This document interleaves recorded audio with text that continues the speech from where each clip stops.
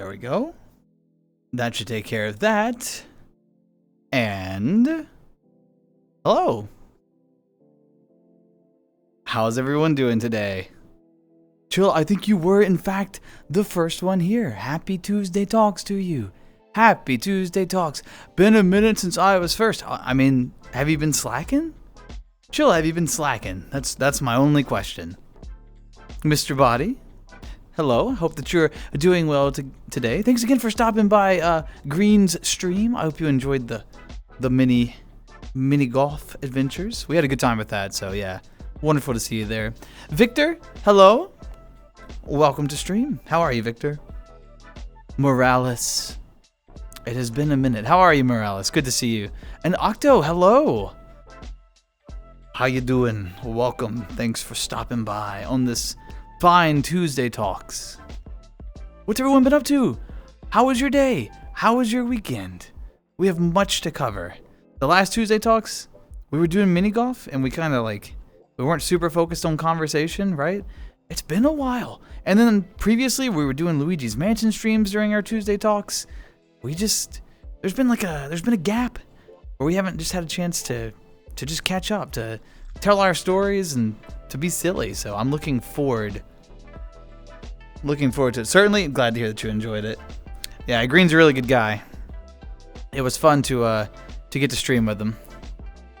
Oh, and of course, quick check. How are audio levels? Volume to voice. That's kind of what I'm looking for, that combination there. So, Green, I didn't know you were around. Thank you so much for the 31 months of support. How's it going, Green? Just with a oh shucks. Thank you again, Green. I really appreciate it. Recovering from a whittle cough. Oh my gosh. Morales, yeah, it's that time of year. Coughs and things are going around. So, I hope that you get to feeling better soon. Quite soon. Also, chill. 40 months? 40? Damn, we're getting up there. Yeah. Couple more months and you're approaching 4 years of support. That is wild. And Green's right there with y'all. Wow. Thank you both so much for the support. I really appreciate it. Chill still holding one of those first icons. One of the first 10 subs, I think. Exhausted, Victor? Were you back on the work scene today? It sounds like maybe it wasn't very forgiving. I'm sorry to hear that. It was quite fun, Green. Also, everyone, whatever you're having tonight, be it water, tea, bit of soda, maybe some juice. Cheers to everyone, to all of you. May it be a wonderful Tuesday Talks.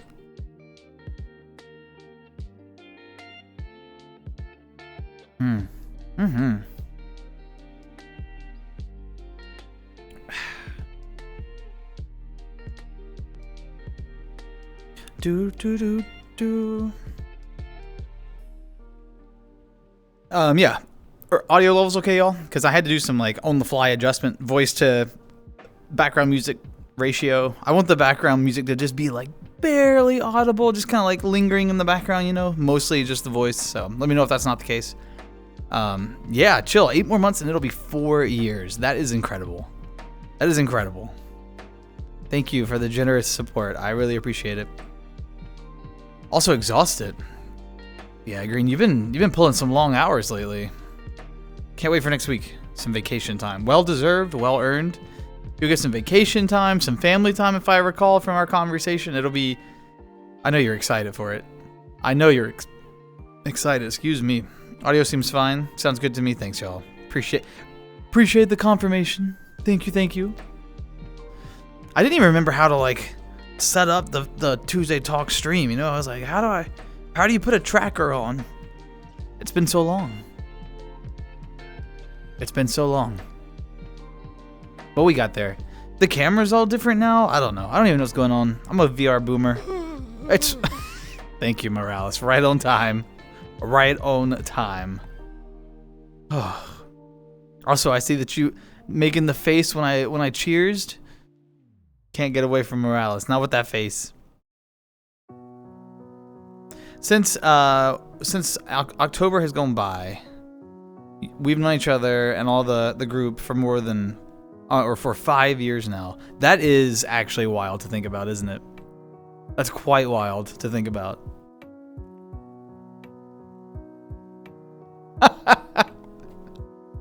Green, yeah, that song, it got stuck in there, you know? Wow. It got stuck. Is that Pokemon fan? AKA Tyler. How's it going? Thanks for that hollow wow. Ever since I got back to work from my vacation, the past couple of weeks have been chaos. Yeah, it seems like sometimes the decision to go on vacation and then come back, like vacation, I'm not saying that we shouldn't go on vacation. Vacations are nice, they're wonderful, they are phenomenal, they're needed for self-care, rest. But sometimes it feels like when you come back from a vacation, it's like the entire world has been left in a state of chaos, and you have to spend weeks getting things back in order after your vacation. And then it feels like you need a vacation from your vacation. I don't know if that happens to any of you all, but I don't know if that happens to any of you all, but that's how I always feel. But anyway, kind of surprised you remember my name still. I was trying to drill it in my head, you know.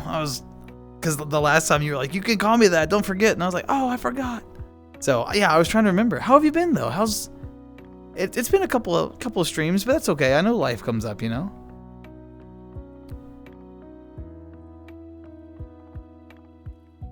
Boom, boom, boom, boom, boom. Yeah, Mr. Body. Maybe that's just like, I don't know. Maybe not everyone can relate to that, but that is definitely how I feel.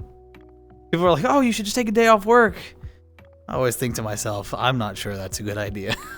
I said I'm gonna almost spend weeks trying to get caught up. So, yeah, it took me solid 3 days to get back into the routine. Yeah, you know, you fall out of the habits and things, and that's just how it is. So I don't want to stay like focused on work conversation for too long, because I know that we all get on the internet to get away from that sort of chaos. But just know that it is relatable. We empathize with you. And hopefully it'll get better.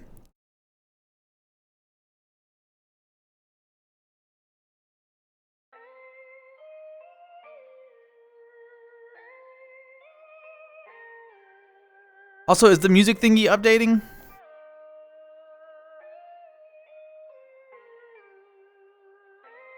Ghost in the Daylight, I think is the name of the song. Yes. Okay, cool, it is. Perfect. It's been forever since I don't even remember how to do this.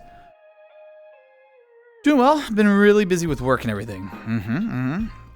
Hang out and chill here and play Pokemon. Are you still working on the same one? And also, have you looked into the one where you get to be a gym leader?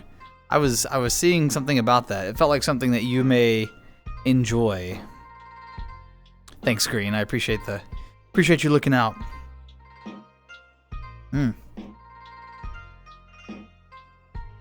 Also, y'all don't forget that in the not too distant future, we are gonna have a meetup in VR chat. I know. So it's there's an announcement about it in the Discord server, and it should be scheduled on the events tab. So all you have to do in the About Me tabs, somewhere down there, one of the About Me tabs, there should be a link to the VR chat group. You have to request to join it. I'll approve it, and then we'll have a group-only instance opened, and you'll be able to join and hang out with folks from chat. I'll be there. It'll be like a 3-hour thing, so it'll just be like a rolling attendance. You can just pop in, pop out. It's not like a commitment to 3 hours or anything. So if you're interested in that sort of thing, want to hang out, you don't have to have VR to participate, right? It works on like mobile devices now and desktop and all sorts of stuff. You don't even have to talk. You can just kind of hang out and listen if you're not comfortable talking. So anyone's welcome. Just don't be rude, and you're welcome to hang out the whole time. So don't forget about that. Panda, hello, Panda. How are you? So Das, now that you have a few courses under your belt, have a favorite so far. It's a toss-up. It's a 50-50 for me between, well, Okay, I haven't played all of them, clearly, but the Seagull Stacks is really high on my list. Something about that environment, it's almost like Scottish Highlands inspired. I don't know. Phenomenal. Love the music track on that one. And then I also really like the one that you showed us, Quixote Valley at night. Phenomenal, both of them. I've done like the trail, like the clue trail, and found the hidden putters on both of those maps because I enjoy them that much. So, but yes, those are in my running. I would say third favorite is probably the like Atlantis inspired one because the music there is also really good. But I haven't had a chance to explore all of them, so that those ratings are still subject to change. The gym one looks epic. The one that you're playing is called Too Many Types. Is that the one where it's got all the wild types that you were telling us about a few streams ago?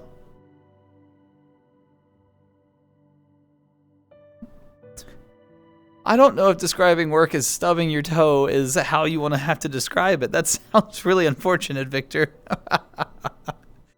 Oh, no. I hope that things improve. I really do. I really, really do. Oh, my gosh. 1000% is, oh yeah, the music on that one, phenomenal, Green. And you know how I am about music. If it's got good music, I'm 80% sold on something. So I have a slight variety of putters. Yep, I got those. I got the one from the very first level. How are you? And then I got also Sydney. Thanks for the hello. Hello to you as well. I got the one from the very first level. I got the Cherry Blossoms one. I got the Seagull Stacks, and I got the Quixote Valley. So I've done those so far. Doing all right, thank you. Glad to hear it, Panda. That's a very comfy looking emote, just all bundled up in a blanket. Amber, you're not late. You're right on time. Amber, you're right on time. Never worry. I was Genshining all over the place with the shadow. It's his fault. No. It's no one's fault. It's no one's fault. We saved seats for you all. There's some popcorn going in the back. You know. You're right on time. The popcorn just finished. If you'd gotten here any earlier, you'd have to wait on food. So. 2 routes for my specific team, male and female, because there's a type in called gender. Gotcha. Yeah, I remember the types were just all over the place. I wouldn't be able to keep all of it sorted in my brain. I would struggle with the organization required. It would be like a Google Sheet simulator at that point. I'd be like, okay, what type? I'd be just making notes everywhere, you know? Hello, Sydney. I hope that you're doing well today. Yes. Green. Yes. That was... yeah. That was a challenge. And then the final clue at Seagull Stacks took me a long time as well. You may be over-exaggerating. That's okay. We all over-exaggerate a little bit. I mean, Victor, just between us, don't tell the rest of chat, okay? I exaggerate being a bunny. Don't tell chat. So, over-exaggerating is what we do around here. It's fine.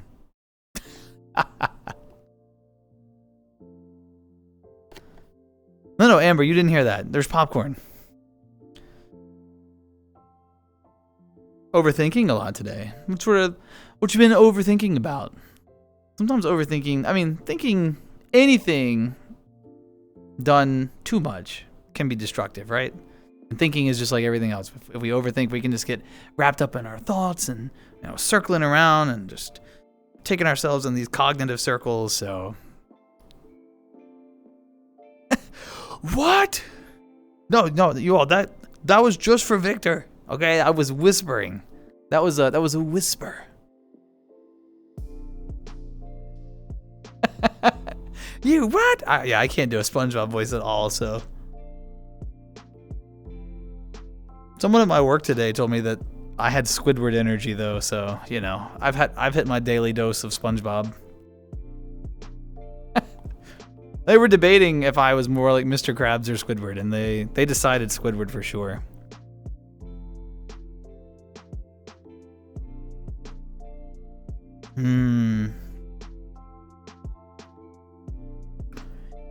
Yeah, I mean, you know, Sydney, first of all, I'm sorry to hear that someone was so rude. But you know, you've been in customer service now for a while, and you know that people can be rude, and I don't know, they don't slow down to consider like the impact that their words may have. And I think part of navigating customer service focused jobs, eventually we have to develop skills to, like, you know, I don't want to say have a thick skin, because then it sounds like it's entirely on you to get over it, but you do have to, like, be prepared for people to be rude sometimes, and at least have like a good way of dealing with it, whether that's reaching out and talking to someone, or, you know, having whatever sort of self-care that you engage in. Of course, advocating for yourself sometimes, like pushing back at people and be like, hey, like, that was rude, you shouldn't talk to people that way. Sometimes that can feel confrontational though, and people don't want to have to do that. So yeah, I'm just sorry that you had to put up with it. More of a plankton. I am about the right height, so you got that right. Definitely feel like Squidward at work sometimes. Just got that face just behind the register, like, I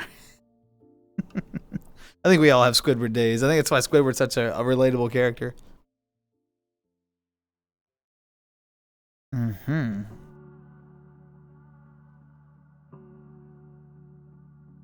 But yeah, I am super excited for the meetup. It's been a very long time since we've had one.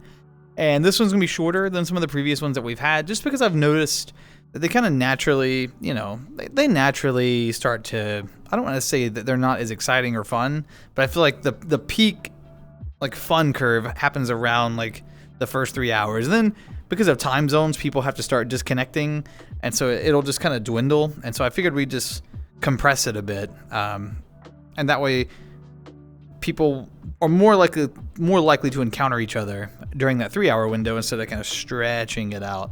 And nothing says that, like, folks can't continue to hang out after 3 hours if they're not having a good time, right? Like, or if they're having a good time, you absolutely can. But I just wanted to kind of shorten the, yes.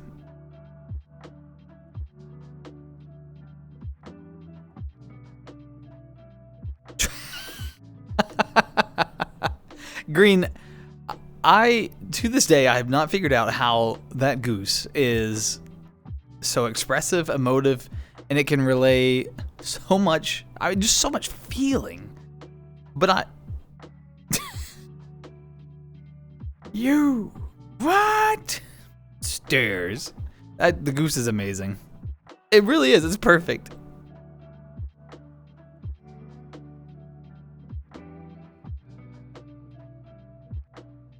Yeah, I'm sorry you had to put up with that.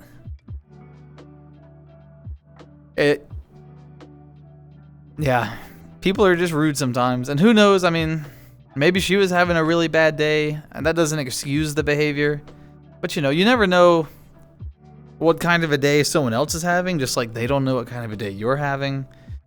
Maybe she got some really bad news, or maybe someone was rude to her, and so she just thought it would be appropriate to lash out at someone else. And of course, none of those things are okay. They don't justify it. But sometimes context at least helps, so that it doesn't just seem like somebody is just being rude for the sake of being rude. So I don't know. Whenever someone is really rude to me, I do my best to extend the benefit of the doubt. Like, I will come up with every excuse I can to explain why they may be having a bad day. Or, you know, because I would just rather live in a world where I operate that way mentally. Like, I would rather live in a world where I believe that rudeness didn't come from a place of malice, but rather, I mean, you know, maybe their pet died. Maybe somebody collided with their vehicle when they were driving to wherever they were. Like, maybe they just had the worst day and they're just kind of lashing out. I don't know. There are just rude people out there, but it helps me navigate the world to kind of extend that good grace, at least in like a hopeful, optimistic way. I don't even know if that makes sense. Maybe she's never been hit in the face with a dodgeball. Maybe, Morales. That's another perspective. Maybe she just needs a good round of dodgeball. Ugh. I have a few customers that would bring lottery tickets to my check lane to cash. We sell groceries and clothes here. This is not a lottery exchange. Yeah, I mean, regardless, I am so sorry that she was rude, and, you know, just try not to let hurtful things that people say get to you. Yeah. At the end of the day, there will always be someone out there that has something hurtful to say. There will always be someone who doesn't like us, or that doesn't like something about us, right?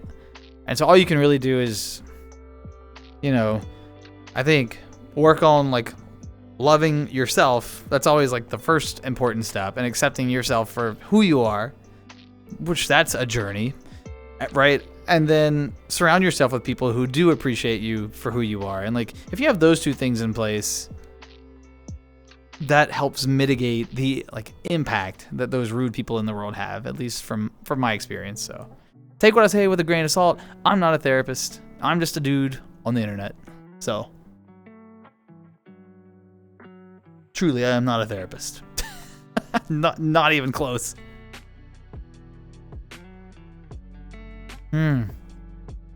See, if you're a mod like Ghostbody, you also get to use weapons, you know. But not all of us are mods. Like, I don't even have a sword in chat, right? Or an axe, or any, so yeah, you have to use the resources at your disposal.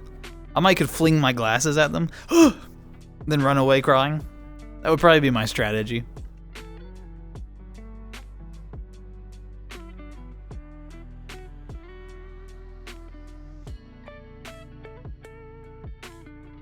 Yeah, that's the other thing, Amber. Like, I was gonna touch on that. I'm glad you brought it up. I was gonna touch on it, and I didn't want to like sound soapboxy, but like, also, like, who gets to define fat, and why is it being used, you know, and negatively? Like, whatever. Like, that's kind of why I sort of lensed it as like, as long as you're happy with yourself. Like, if you like yourself and surround yourself with people who do like you, you know, they don't get to define like who you are, what's acceptable, what isn't. Like, literally, to hell with them. I try not to get super negative like that, but like, just to hell with those people. They do not matter.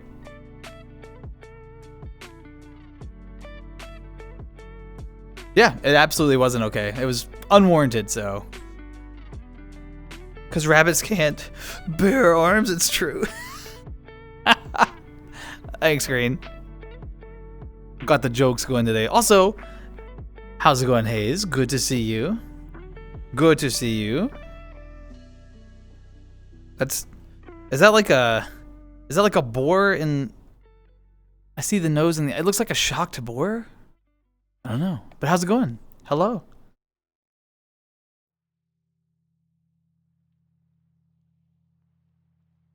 You get called Carl Weezer? A mix of Seth Rogen with Paul Blart. That's such an interesting... It's just interesting, the things that people like look at and just start giving people a hard time for. You know, I don't know. I don't know why people have to be that way. The only other thing you can do if you ever have the energy, like I think of, I try to think of things on like a longer scale. I try not to just focus on one interaction. Like, hopefully there was also a really positive interaction in that day, right? And the scales kind of balance. Things don't exist in a vacuum. It's not like that I just had this one horrible thing happen today and nothing else. And sometimes it's a series of bad things, and that perspective can make it worse. But sometimes it's like something really bad happened, but also someone complimented like my shirt that day, or, you know, someone was really kind to me or left a tip, or whatever it may be. You have to like make it fit the context of what you're doing in life. But sometimes there's balance to it. It's a Pokemon? Very cool. Yeah, it's not from a generation I recognize. I'm out of date on the Pokemon scene, as everyone knows. I played what? First gen, second gen, and then fourth gen? I played red, blue, yellow. I played silver, and then I played diamond. So I think that was first gen, second gen, fourth gen. Never beat diamond. And that was my time with Pokemon. Struggle with liking myself sometimes, but I got good friends and family who hype me up. Yeah, absolutely. She was really skinny when she told me that. Yeah, she's just, who knows? She's just being rude unnecessarily, so. You have to, I'm not saying that that means that what she says doesn't hurt. Like it absolutely hurts when people are rude. You can just, do your best to rely on those support structures, and then I always try to I know this sounds so stupid. People always roll their eyes at me when I say this.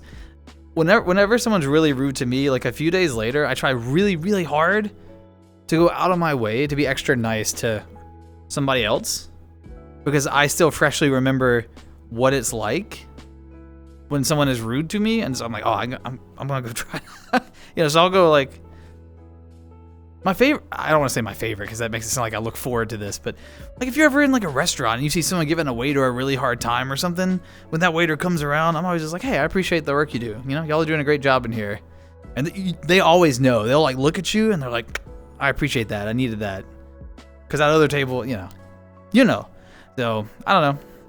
That's also what I meant by the scale.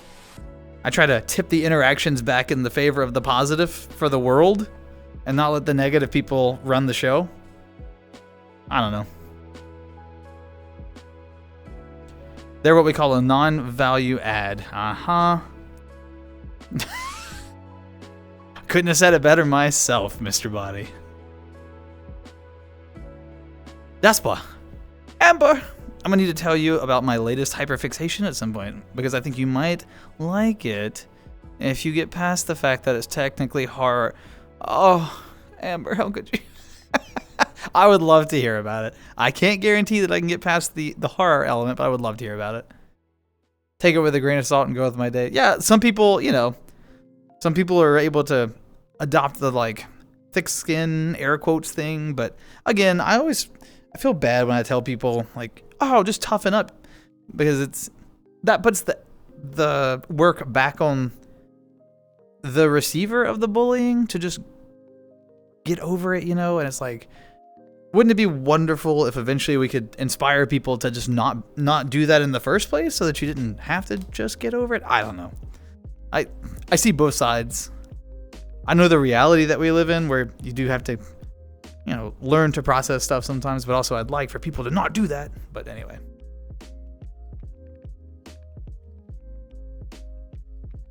Yeah. Amber, agreed. She might be skinny, but she's not happy. She's spreading that level of negativity. Nope.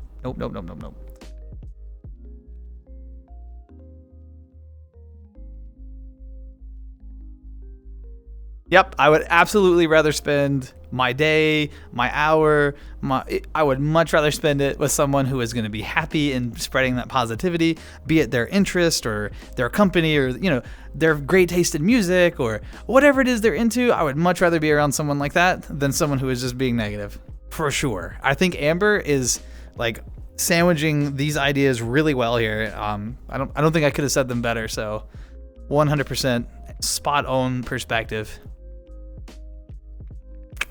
We got you, Zeddy. We got you. This is supposed to be a heart, but I got short fingers. Updated the team. Very nice. Probably won't recognize them, Tyler, but hopefully it's a winning team for you. They know, I don't know. Yeah, I don't know, Morales. I'm certainly not a poet. I'm not an inspirational speaker. I'm not a public speaker. I'm just a guy. It really shows sometimes. Their face, whack. Their clothes, whack. I don't think I can keep doing this, but yeah. I don't know if it's okay for me to say whack. I think I'm too old to say whack now. But I love this intermediary. Oh, Vicky, hello. Hello. Here with some leftover spaghetti. I love spaghetti. It's so good. Oh, spaghetti's such a comfort food for me. Fetch some mixers for my VR juice. Ooh. Good luck. Good luck. Victor's just spinning. Just spin. I'm not going to spin too much because I have my cable. But, you know, spin. Spin. Welcome back. Welcome back. Boom! Hollow dab. Thanks, Vicky. How you doing, Vicky? Have you recovered from all the traveling? Have time zones readjusted and life gone back to normal? I know sometimes jet lag can hold people for a while, you know, so sitting kind with people all the time. Mm-hmm. Yep. Don't ever that's the main thing. Don't let other people's toxicity change your approach to how you navigate your life. That's the most important thing, right? Because then like that toxicity has won. And sometimes it's hard not to slip into it. We were talking about this on a stream recently. I don't remember which one.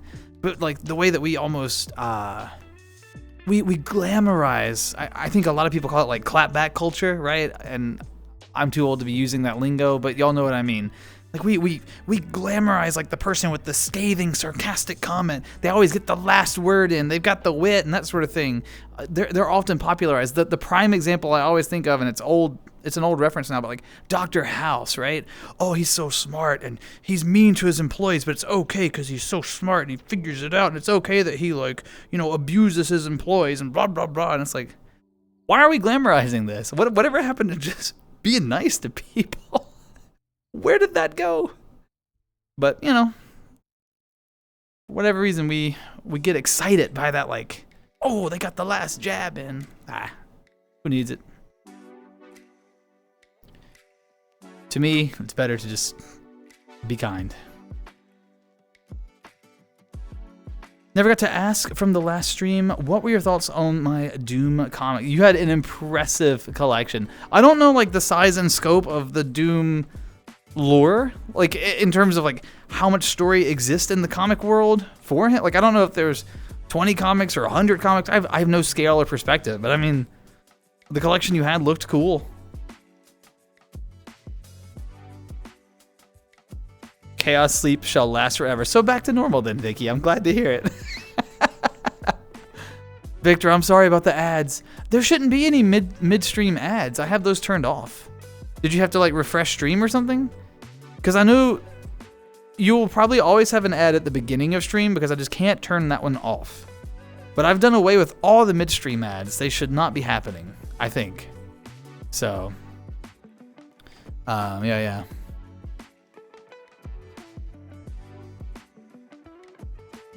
I thought the point of the house was to show it's not okay to be a jerk. I don't know. A lot of people glamorize it. I mean, I thought that was the main takeaway after the seasons, but, you know. Parents taught you to be kind no matter what. Good lesson, good lesson. Sorry, y'all. I got on a soapbox. I'm a little behind chat. I'll get caught up, though. I'm going to hyperfixate all over the place. Let's go, Amber. The game I'm talking about, you play as a person who gets stuck in another world with monstermans and stuff. The whole premise is that they clearly do not speak your language, so you have to use context clues to decipher the language, and you type in what you think certain words are, play through the game, trying to get it right. Oh, so you had to... So it's similar to that film that we watched in the Discord server, where like the idea is there's this communication barrier and you're trying to navigate it. That, I mean, curiosity peaked. The goal is to survive and find a way to escape back to your world. Are they also like aggressive and trying to beat you up? There's some mysteries to figure out too, and there may be some romancing monsters. Emoji. Sounds interesting. Buff werewolf, a dragon, fireman. Hello, how's it going? Sorry, I was behind on chat, but I hope you're doing well. Hadn't seen you in a while. I hope that life has been treating you well. Ads when you first come on stream, like 2. Yeah. Those are just like, if you have a monetized channel, Twitch requires that like You either have to have like the 2 long ads at the beginning of stream when people join, or you have to do like mini ads every so many minutes in your stream. Or you can do both if you, and you, yeah, there's a ton of options. But I have it set to minimum ads. I try to interrupt the stream experience as little as possible for you all.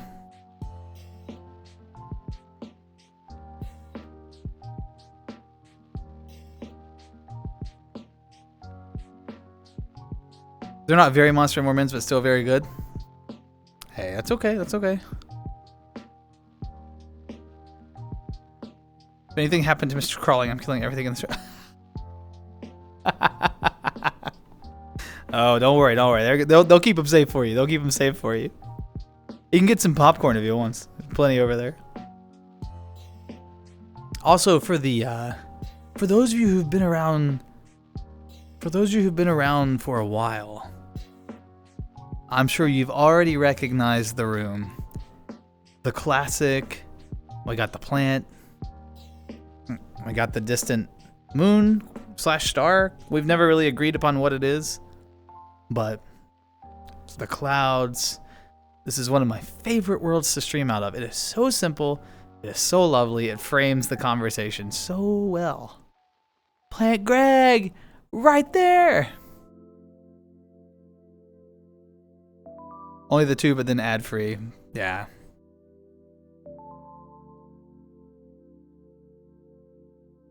The only way I know to truly get rid of the ads for folks, there's 3 routes.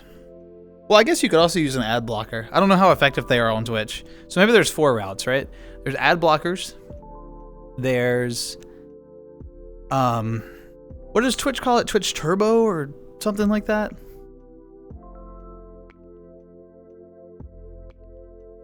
Twitch has a subscription service similar to like YouTube Premium. If you do that, then you can watch all streamers ad-free. You'll never see another ad on Twitch. So that's kind of cool. You can sub to a channel, right? That'll get rid of ads for that channel. Or the streamer can not be a monetized channel. So if they haven't monetized, then you don't have to deal with ads on their channel. We actually, if y'all recall, we actually turned off monetization for about a year on this channel. And so we went ad-free for a while. That was back when I wasn't streaming much at all. Our wishing star. It is. It's a wishing star. It's an anglerfish bot. Man, Morales, that is a really different way to think about that. It could be. We don't have any proof that it isn't. Made it a little hobby of mine to try and collect as many as I can find. Who knows? And you know what, Victor? There may be like, you may be able to build a whole Doom collection. And sometimes if you have like an entire collection arc, sometimes there's like value in that, you know? So it sounds like you're collecting it more just for your own enjoyment, but make sure you keep them safe too, because some of those comics, they have a lot of value. If you're ever interested, hit me up. I would not mind putting time aside to stream a chapter. Ooh. Are we unlocking the Amber streaming arc? Is that the next chapter that we've unlocked? Nom nom nom nom, eating the spaghetti. Twitch Prime no longer blocks ads. Are you serious? Chill, when did that... Wait, what's the benefit of getting Twitch Prime then? Are you sure? Why would you get Twitch Prime if it doesn't block ads? Thanks, Hayes. How have you been? How's life been, Hayes? Astral Dreadnought Angler. That is terrifying. Also, a compelling D&D narrative is being born out of this idea. Vicky, I bet that you could do... Wait. No. Not Twitch Prime. Not Twitch Prime. Twitch Turbo. Or whatever they call it. Not Twitch Prime. Sorry. Chill. We might not have been talking about the same thing. I'm talking about Twitch Turbo. I'm talking about Twitch's subscription service, similar to YouTube Premium. Sorry, I may have misspoke earlier. You're talking about like the Amazon Prime thing that links with Twitch. Yeah, the Twitch Prime. Also, it's terrible that that no longer blocks ads either. But yeah, I meant like I think it's Twitch Turbo.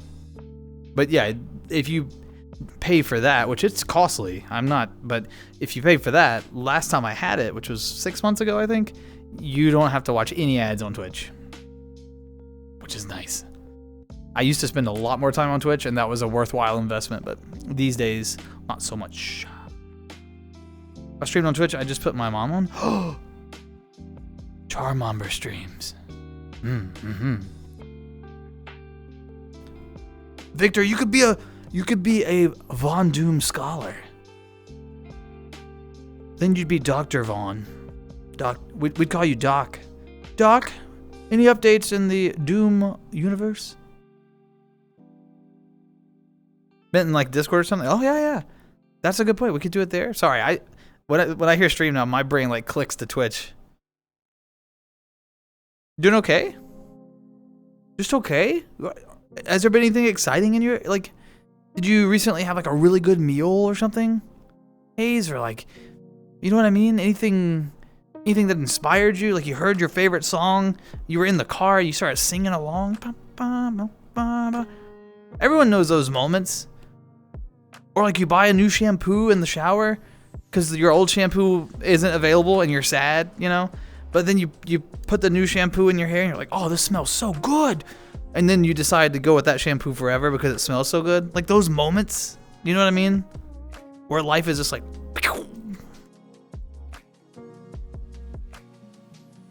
a Von Doom disciple.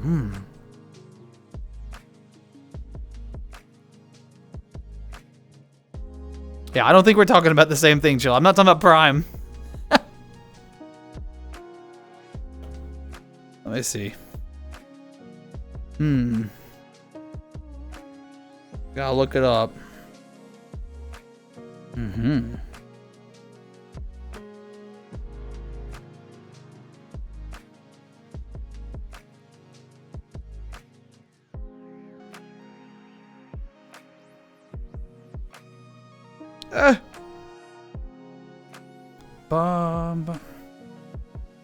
Yeah, Turbo. Ad-free viewing across Twitch.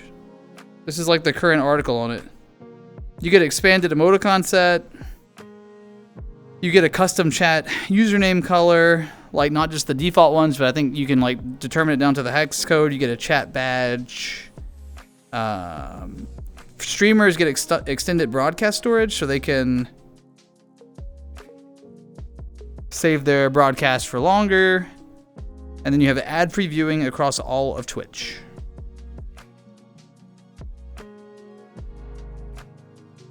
I don't know how much it costs now, though. Pricing. As of May 25th. Turbo pricing. Dr. Doom. There's nothing wrong with enjoying things. Look, I think we've talked about this here before, all right?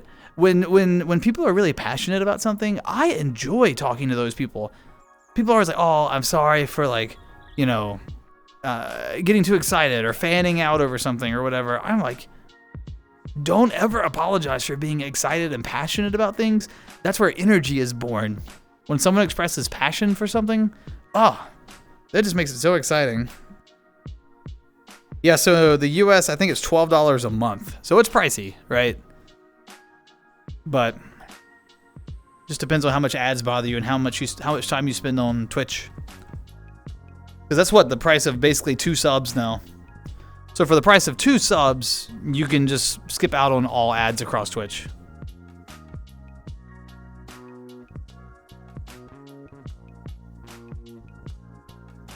But yeah, I enjoy when people have passion about things, be it a game or, you know, canonical, there went my hand, canonical like lore around a character or whatever it may be. That passion is just, it's contagious, it's energizing, it's exciting. So, yeah.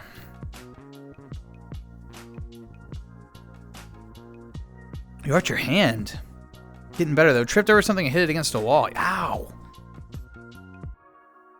Got a huge bruise on it, but it's starting to get better. At least you didn't break. True. I'm glad you did not break it. I mean, I'm sorry that it got injured, but you know, at least you. I assume it sounds like you caught it with your hand, or either you broke a fall with a hand, perhaps. Because if you were tripping, maybe you prevented a worse injury potentially. So, yeah.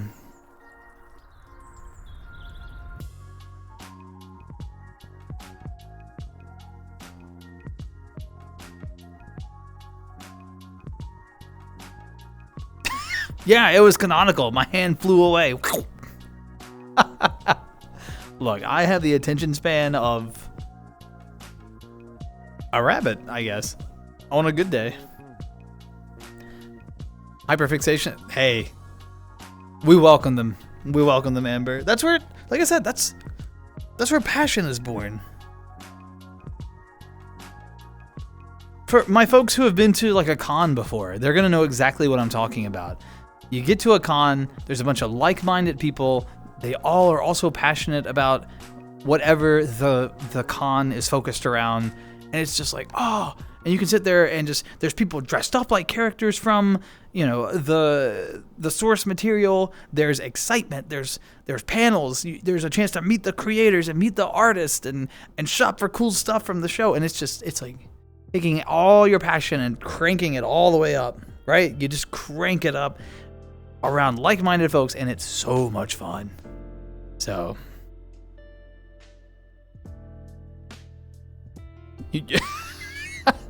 Vicky, that is true. It's like, we finally made it. All right, let's go get some food. We got our badges. All right, where are we eating? Well, I'm relieved to hear that your hand is doing better. I'm very relieved to hear that.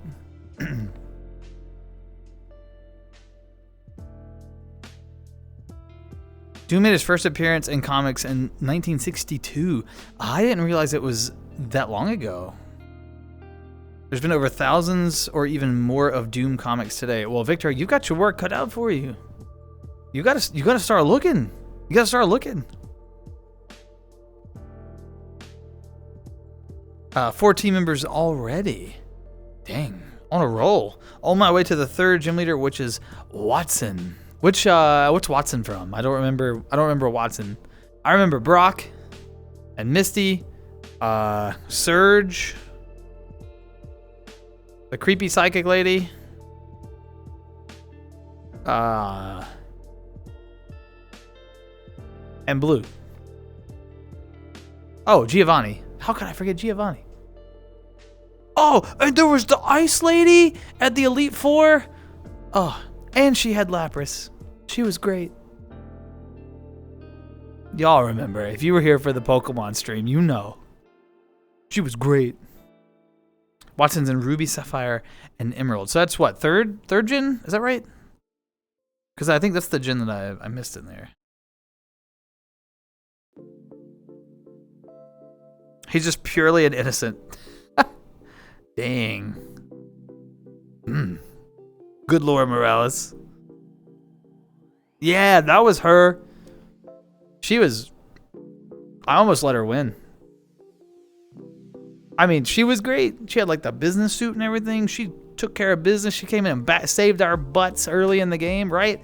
I was like, dang, you can have it. And then she had a Lapras. I didn't even stand a chance. That was a fun stream. The only thing I did not like about that game was the catching mechanic, and it was like novel and fun for a bit, but then after a while, it was like, okay, I gotta keep throwing. I remember having like a sore shoulder after the stream.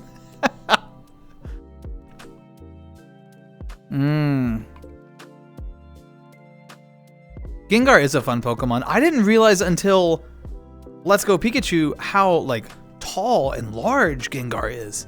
Gengar is like, when you take Gengar out of the Pokeball and it runs behind you, Gengar is big. It's kind of scary. Like this huge ghost Pokemon just like blah.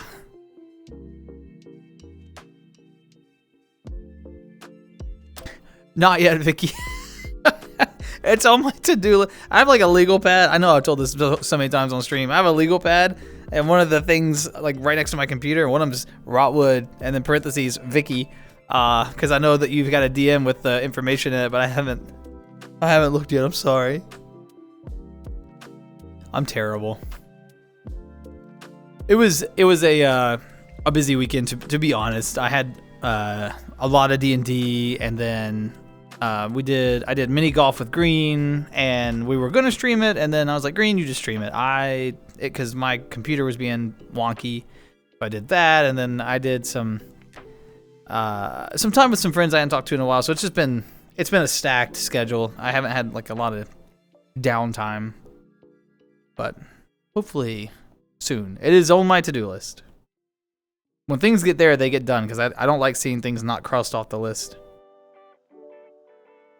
Great fun for yourself and 3 other players. Ooh. I'll tell you something I did play this weekend. I played, and maybe some of you played this series. I played Overcooked 2.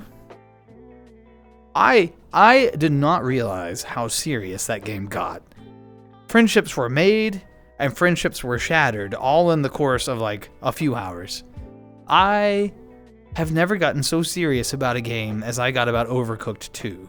Okay, if you haven't played it, it's a multiplayer game, and you're like working in a kitchen essentially, and orders start popping up, and there's just different things that you have to do. So for example, one of the missions is like, you make burgers, right? Someone might ask for just a regular burger. There might be an order for a burger, there might be an order for a cheeseburger, there might be an order for like a lettuce cheeseburger, or like a lettuce cheeseburger with a tomato, like, cool, right? But someone's got to like take the raw meat and chop it, and then they got to go grill it, and then you got to chop the cheese, and you got to cut the cheese, and you got to chop the lettuce. The whole time you're sending orders out, right? Dirty dishes are coming back in, so somebody's got to stop and go wash dishes, or else you're out of clean plates. You got to move stuff there. If you don't watch the food, it'll burn. Chaos. I learned that day that I have no business being in the restaurant industry. I do not have a future there, if anyone's wondering. Yeah, the mini golf stream was a lot of fun. Absolutely. It was, I really enjoyed that. I was thinking about possibly doing another Tuesday Talks within mini golf, but I find in that game that I get so focused on the mini golf that I don't pay enough attention to chat, and it had been a while since we've done a just chatting stream essentially. So I wanted to run one of those for sure. But I'm glad you enjoyed it. I love that game. So Overcooked is fun. It really is. It's phenomenal. Switched over from the Pokemon game I was playing on my phone to Let's Go Eevee. Oh. Yeah, Let's Go Eevee is same mechanic, so I don't love the catching mechanic, but otherwise I loved that game. A lot of fun. Green King, hello, how are you? It's good to see you. I hope that you had a wonderful weekend and a good Monday, you know? Could never work in a restaurant? Part of me wishes that I had like the skill to do it. Like secretly, being a chef is kind of one of those, you know, when you have those things in the back of your head that you never really admit to people, but you're like, oh, it would be cool if I had the skills and training and to be like a successful chef. That's one of those things that's always been in the back of my head, like, oh, being a chef would be cool. But I mean, I also burn water, so I clearly don't have that skill set. But yeah, being a chef would be cool.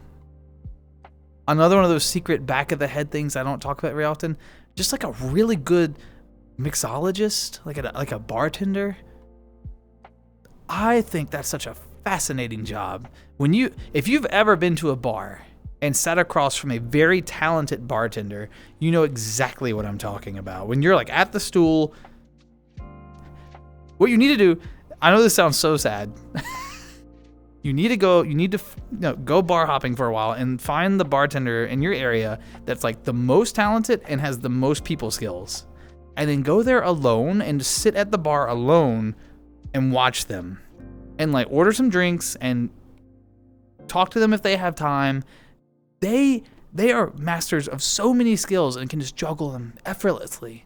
You know, they bring that social element to the table. They're doing basically chemistry on the side as they're, you know, making these concoctions as people are throwing orders at them, and they're just responding with this like smoothness and class. And I'm like, wow, they are a good bartender. They're impressive to watch. Alolan Ninetales. Kabutops. Yep. Alolan Ductrio. I also thought it was so cool. Sorry to break your comment halfway through. It was so cool that there were all those Alolan options in that game. I loved that. Alolan Raticate, Aerodactyl, and Alolan Raichu. You got a good team there. Got a really good team there. Greeting people and taking them to their table. Oh, the like the host/hostess position. I don't know if there's like a non-gendered way to say host, hostess. I guess host could be. But you know, that position, yeah. Bar hopping, who am I, Wolverine? Yeah, Victor, you got the skills.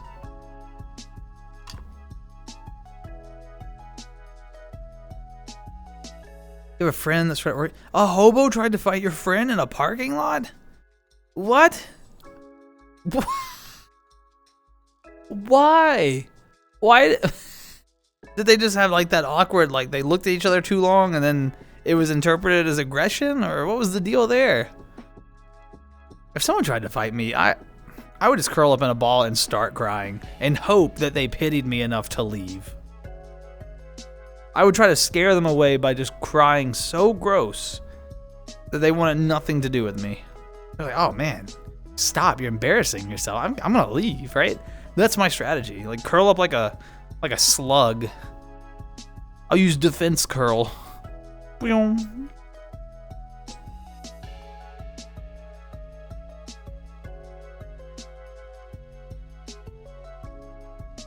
Yeah, good team. Halfway through the game. You think that team will take you through the Elite Four? It was a lot of fun to stream that game. And in many ways, that game was kind of that game was one of the first games where we departed from the shorter form content, right? I think we'd also done the Paper Mario: The Thousand-Year Door, and then we did the Pokemon game, and then we've done the whole Luigi's Mansion series across October, which was phenomenal, right? But yeah, we've sort of moved, because I used to limit myself to games that I could finish in 1 to 2 streams, that kind of thing. But we've started playing a few longer form games in terms of number of streams it takes to finish, and it's been nice. I've been enjoying that kind of change in content. And now that we're saving the VODs, that had a lot to do with it. Used to, when I didn't save VODs, because you have to think, y'all, there's like 5 years of lost content, right?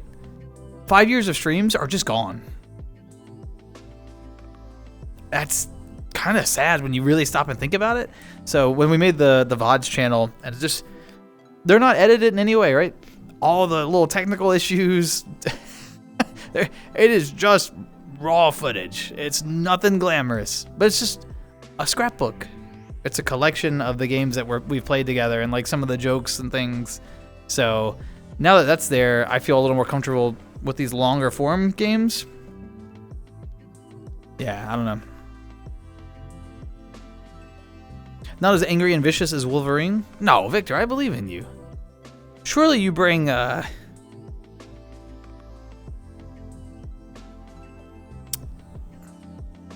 you bring a vicious knowledge of Doctor Doom. And honestly, what is more vicious than being at the same knowledge level as Doctor Doom?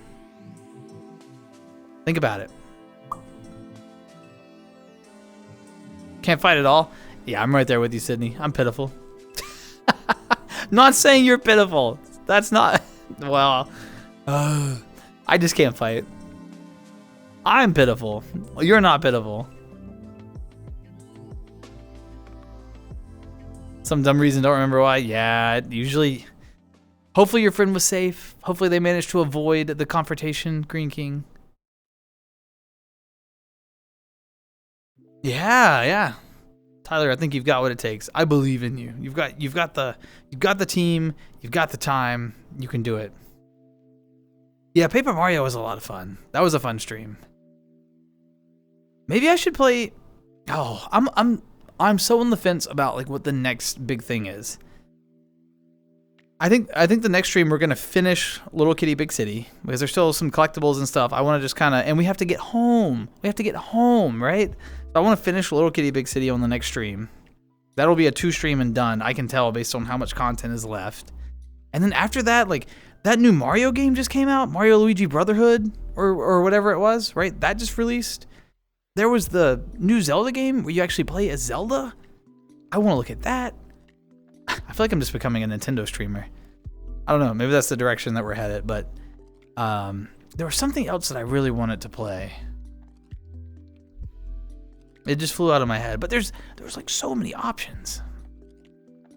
But also, we're coming close to the end of the 2024 stream experience. So the month of December. And I think if you check the schedules here on Twitch and in the Discord on the schedule tab, it should show that a lot of streams, like the recurring streams on Tuesdays and Thursdays that are listed in the schedules tab or the event tab, most of those are canceled because for December, right, I'm going to be traveling, I'm going to be with family, I'm going to be international, I'm going to be doing a lot of stuff in December where I'm not going to be near my PC. And so December is pretty much going to be radio silence. There will not be any streams. I think the last stream is like the first week of December. And then there won't be another stream until the first week of January. So there will be about a month off of streaming. So yeah, I better not take on anything too ambitious with the time we have left.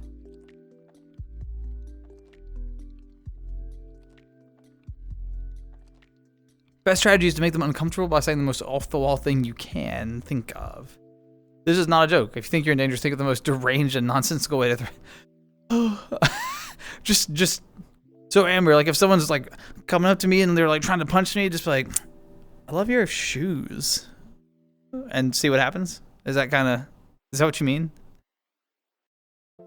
Still wish I was around when you did Shadow of the Colossus. Victor, you'll have to ask Amber about, I don't know if Amber enjoyed that stream or not. Amber was definitely here for it. I think Chill was here for it. I don't remember if other folks, I distinctly remember Amber and Chill being present, but you'll have to ask them what their thoughts. I don't know if they enjoyed it. I'm gonna be honest. There was a lot of pushback against some of my behavior on stream. It was a good game though. I definitely enjoyed it. Played Ultra Sun. Did you enjoy it, Green King, or were you like, Pokemon's not my thing? No worries either way, you know. Next game I want us to do is the new Mario game, Mario and Luigi Is it Brothership? It's good. It's good. Like all the reviews I've seen of it look good, so it's on my list. It may be the next one we do. I don't know. Pokemon fell off hard, same with Zelda in my opinion. Oh, so I take it that you don't like the Breath of the Wild reimagination of the Zelda franchise then? Do you like your Zelda more like linear and railroaded, Octo? Like more like on the path?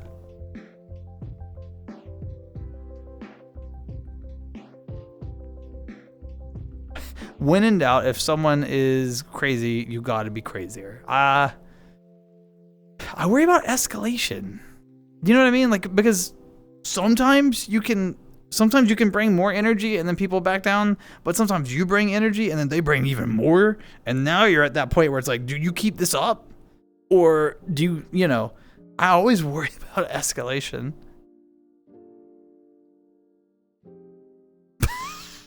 Well, I knew you made the fan art, but I didn't know. Like, I know you made the fan art, but I didn't know because you've also said that if I played the other game in the series, that you would like rage quit everything, because if I beat up the creature, the main character in that game, I can't remember its name. You've told me before, and it's all flying out of my head because old people brain. So I was like, Amber, because I remember y'all were upset with me because like the way I treated the horse, the way I treated the lady on the slab, Yeah, it was just... I made no allies on that stream. You should do Splatoon. I know Splatoon has like a story, and I could do that, but I would never touch the PvP of Splatoon on stream, because y'all may have noticed, I don't do PvP games on stream at all. I barely play PvP games as it is, largely because I have no skill. And it's just not fun to watch, and I don't have fun playing it, so. Never ended up finishing it. It was my friend's game. Got you, Green King. I would still enjoy it. Shadow of the Colossus is one of my favorite games ever. It was a beautiful game, Victor. Hey, Tree, how's it going? Hope you're doing well today. Welcome to Tuesday Talks. The Ubisoftification of Zelda. Hey, Zoran, welcome back. How are you? Sorry, I'm way behind on chat, but it's good to see you. Yeah. Yeah, I don't know. I think everyone has their personal taste. I also am not a huge fan of the open world Zelda games, to be honest. Like, personally, I'm right there with you, Octo.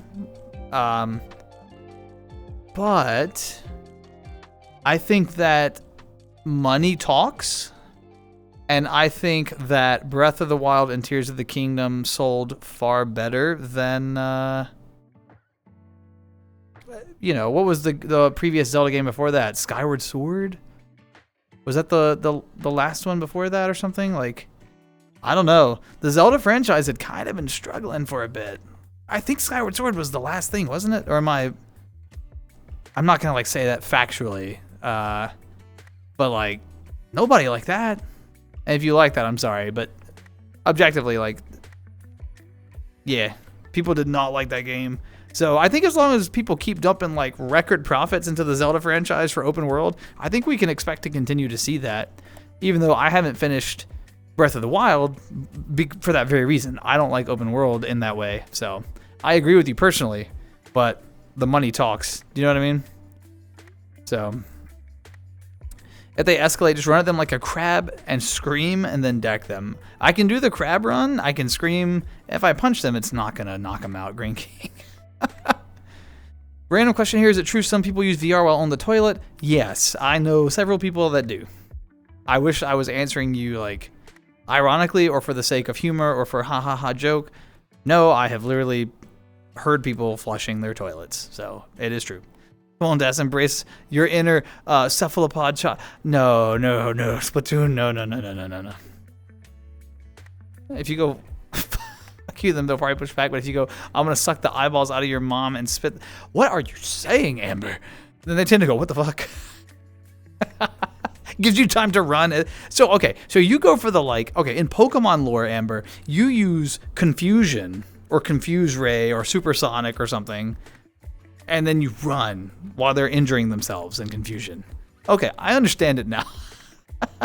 What's PvP? PvP is like a shorthand for player versus player. So it's games where you fight other people. So think like first-person shooters, right? Like Call of Duty multiplayer games where there's like, there's no like bots, right? It's people versus people. Or battle royales like Fortnite, right? Or stuff like that.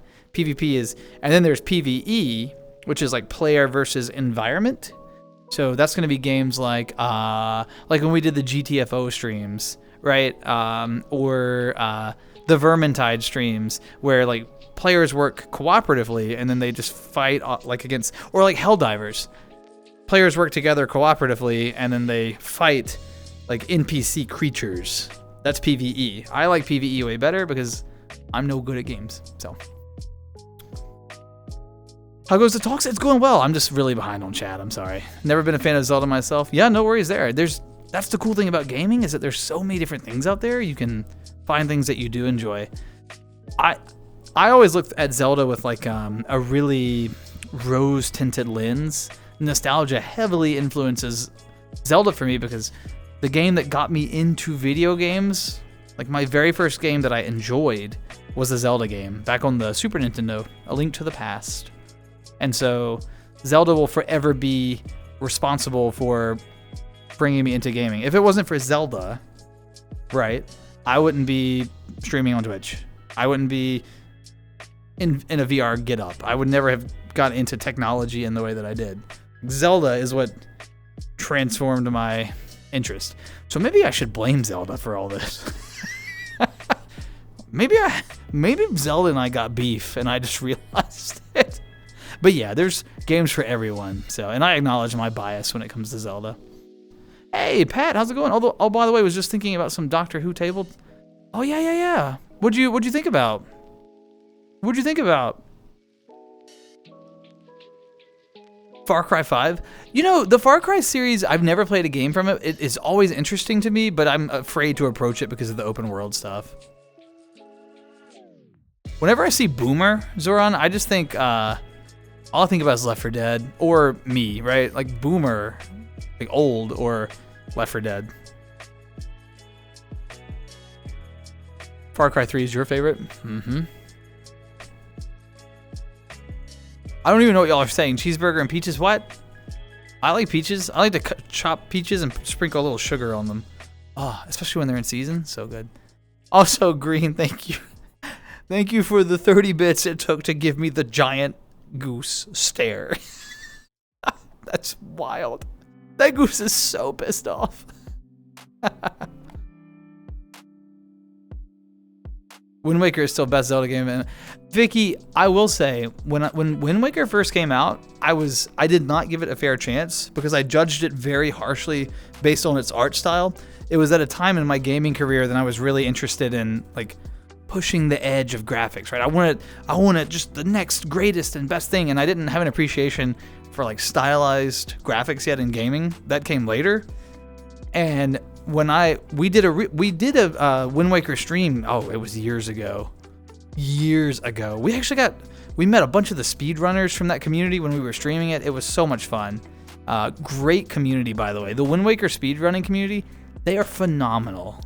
But anyway, yeah, when I went back and replayed that game, it skyrocketed. It shot way up on my list.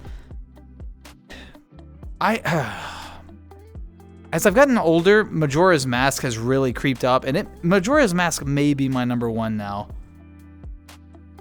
I don't know. It's hard to say. Yeah, Green King. Thanks for the old man noises. I'm old for sure. PvE co-op games are good. They absolutely are. They're my favorite. You know, doesn't even need to be PvP. The salmon run mode exists. I could try that. Does salmon mode exist in all the games, or is it just in the newest one? Just play games for fun? Same, Sydney. I just play them for fun. I've picked up some lingo from gamer friends and stuff, but I just play games for fun, so. If it wasn't for Fallout 4, I never would have tried to stream. Was that the game that got you into gaming, or did something about Fallout 4 get you into streaming specifically, Green King? I'm curious. What was it about it that like spoke to you, you know? Don't start talking about food. Sydney, we're trying. Oh no, it's happening anyway. Cheeseburger is a bear with disabilities and Peaches is a mountain lion? Is this from like a specific game? Is this from the Far Cry series? Don't blame Zelda for nothing. Okay, Green, I'm sorry. I didn't mean it. My bad. It's my fault.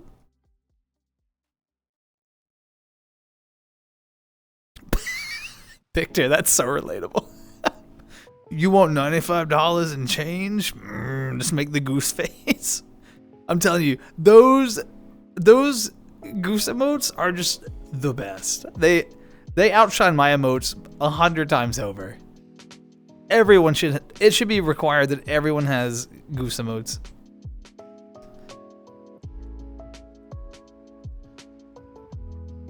Yeah, Pat, I know when you finally get all your ducks in a row and you've got this like story and this narrative built precisely the way you want, I know it's going to be such a compelling story.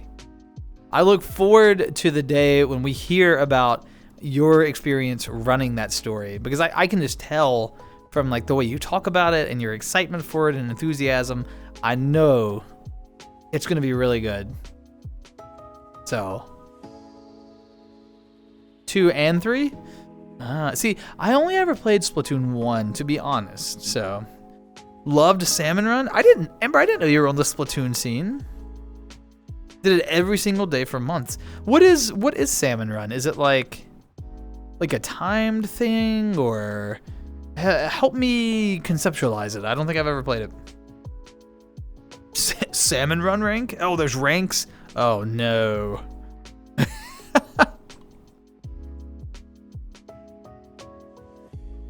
A bear with diabetes. Oh, okay. Gotcha. Yeah, autocorrect will do that. No, don't worry, I didn't assume the worst. I mean, there can definitely be like differently abled characters in games and stuff. Totally down with that. I was watching okay, little daspra lore. Sometimes when I like, I'm not a big fan of TV. I'm not a big fan of like sitting around just watching stuff. I get bored very easily. But sometimes if I only have like a little bit of time, I'll sit down and watch a little bit of Critical Role with Matt Mercer, for those of you who don't know, right? And all the voice acting team. It's not just a Matt Mercer show. Let me be clear. It's successful because of all of them. But it's like a thing where like voice actors sit around and play D&D and they have fun, and it's definitely got a little bit of scripted element to it. I don't care if they say it doesn't. It does. There is definitely scripting, you can tell, but it's fine because it's good to watch.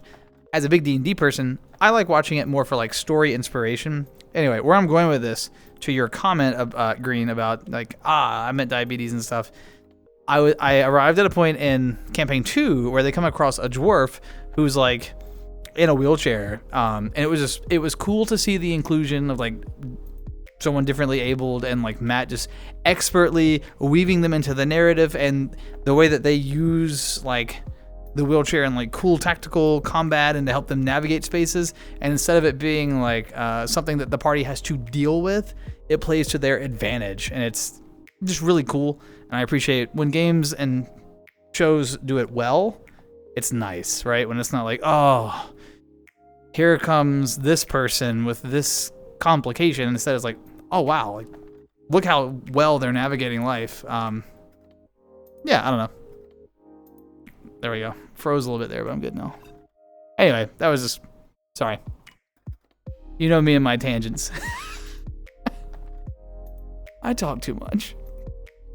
We need to get like a system in place. There needs to be like a stop talking button that y'all can press when I get on a soapbox. You fight salmon creatures? What do you mean? You just like get in the boxing ring with it? Do you get to choose the weapons? Like, is there still like the big paint roller and like the little squirt guns and the paintbrush? I don't know. I don't remember all the weapons, but I don't know. Why do so many people have $100 bills? I can't tell you the last time I saw a $100 bill. I couldn't picture one in my head if I had to. It must be nice to just have spare hundreds laying around. Salmon run's kind of timed. Okay, multiple ways where you defend against salmon creatures. Bosses drop eggs. You had to collect them and throw them in the basket. If your teammates died, you can res them by shooting their lifeboat. Ooh. I see your point, Green. You're right, there's already a stop talking button. I forgot about that one. That actually sounds kind of interesting, yeah. If your teammates die... Wait. Okay, can you play Salmon Run solo or like with like NPCs, or do you have to play it with randos if you don't have a full team going in? It is the Matt Mercer show? No, it's not. If it was just Matt Mercer up there, it wouldn't be fun to watch. I really I could never watch the first campaign because the audio quality is so bad when it first starts, it drives me up the wall. So I started with the second campaign and I'm still in that. But anyway, I'm a huge Liam and Sam. Oh, love them both. They are phenomenal. They're all phenomenal, but Liam and Sam really have special places for me. I don't even know the other stuff that they do. I don't follow their voice acting careers professionally. I like their role play. Don't want the area to get overrun and you have to collect a quota. I got you.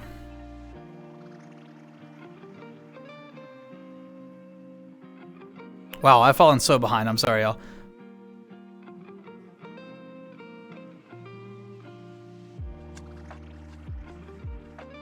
Just don't actually feed him cheeseburgers on account of his diabetes. Good point, Green King. Yeah, that wouldn't be helpful, would it?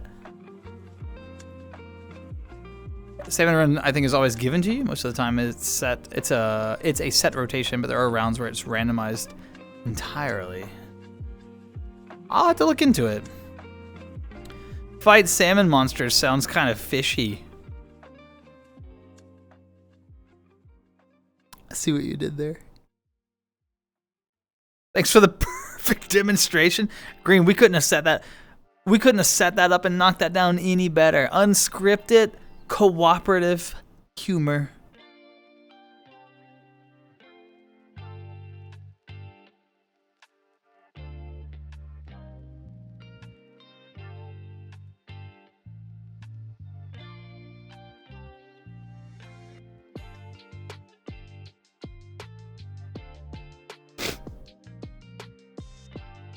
Sorry.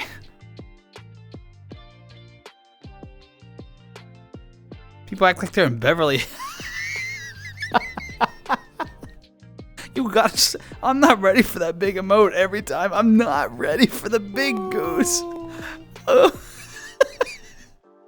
Also, Amber just breaking that silence with the hype train. Thank you so much. Oh, people where you are act like they're in Beverly Hills, so they like pinky out, Victor.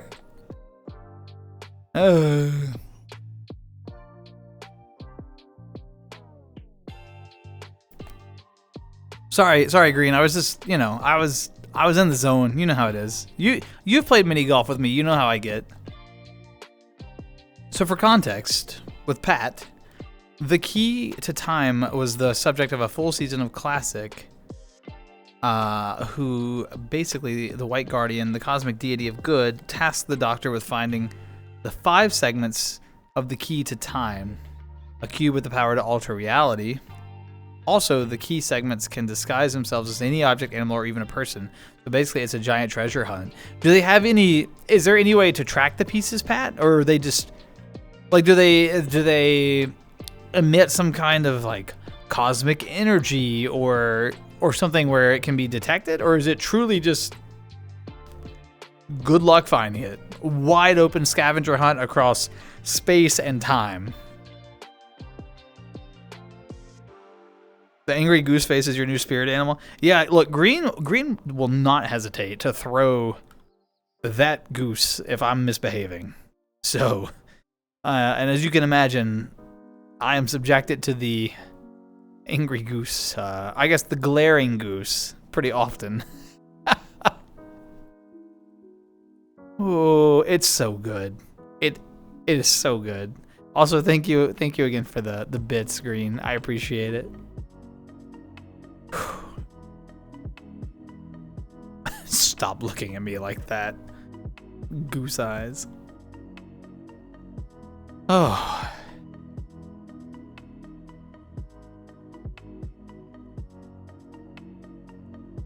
Green, I believe you. You can just do the baby emotes. You don't have to gigantify them. There you go. Okay. I was like, Green, save your wallet. Okay, wait. What are you doing here? You're going from Pog to Squint to Glam.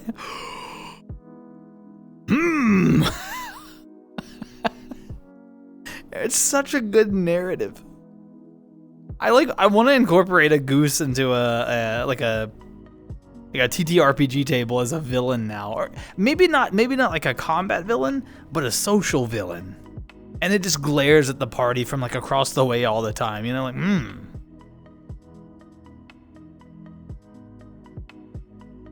Untitled Goose Game. It was a good.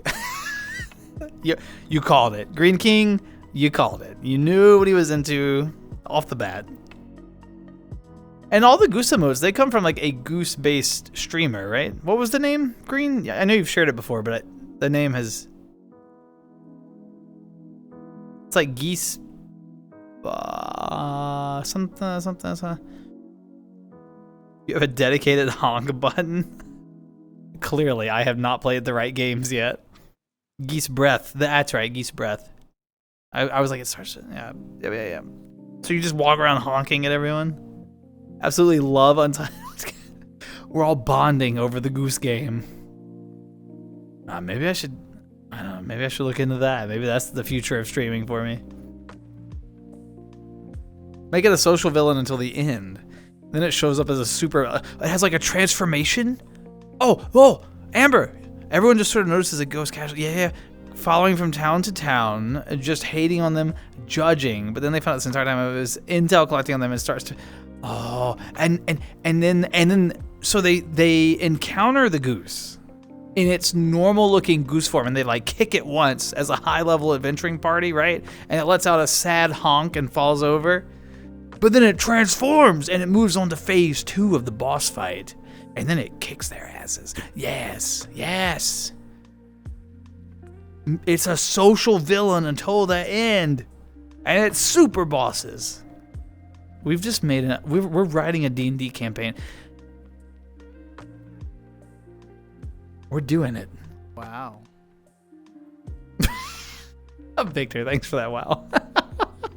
I was excited about it, okay? I thought it was a cool villain idea. He has a scanner that he can identify the key segments with. Okay, so there's some way to detect it, because otherwise I was like, wow, that would be an unwieldy task. Find 5 of these fragments. Spread across space and time. That would be a lot. Oh, popcorn. Yeah, there's still more. Victor Green King, thanks. The popcorn machine is courtesy of Victor, so everyone, make sure you send your thanks. But there's popcorn over here in the back, so you'll make yourselves comfortable. We have like a fountain drink machine. It's out of order. It does that thing where you just get the syrup, but there's no more of the carbonation. So it's just the syrup. So I hope you enjoy that. Yeah. So is April Fool's Day's emote too? Wait, what? Pog became Poog. Cry became Cry.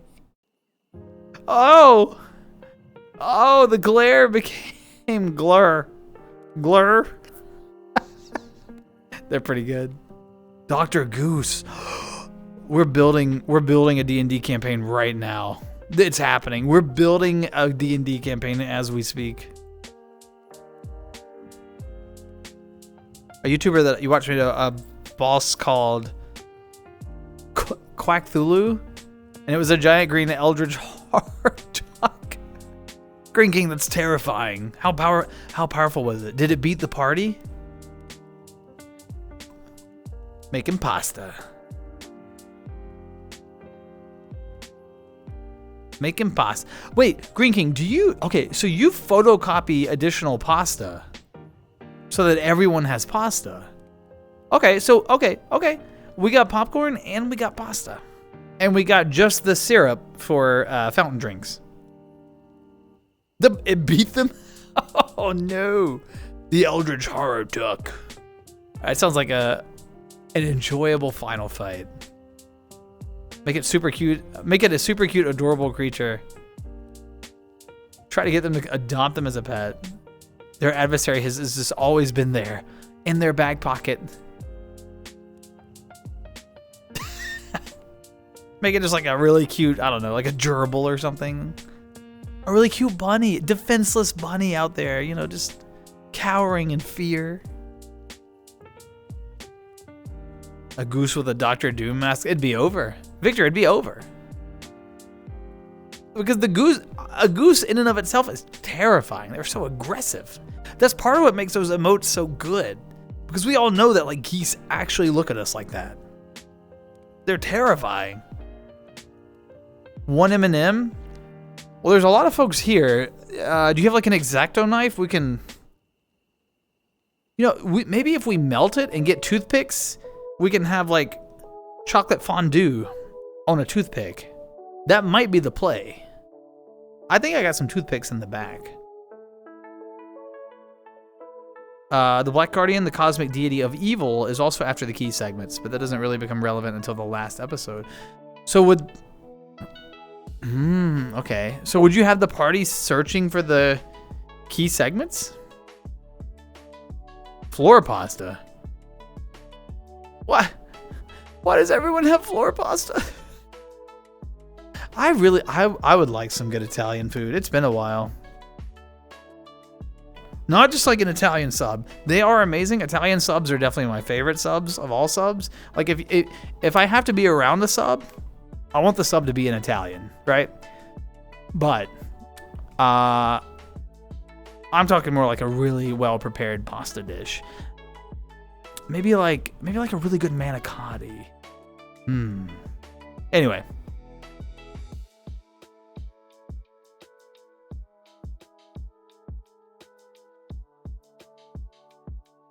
You're gonna become the harbinger of mayhem.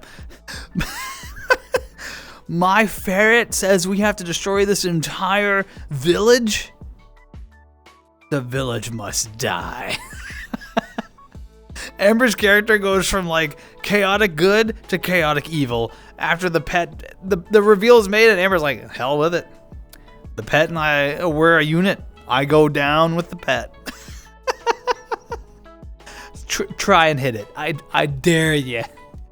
Sitting there, fist at the ready, or sword, or cast. I don't know what you'd play, but whatever you'd play, preferred weapon at the ready. Yeah, Octo, pasta sounds great. Why don't we all get pasta tomorrow? Unless you have like a pasta allergy, don't get pasta.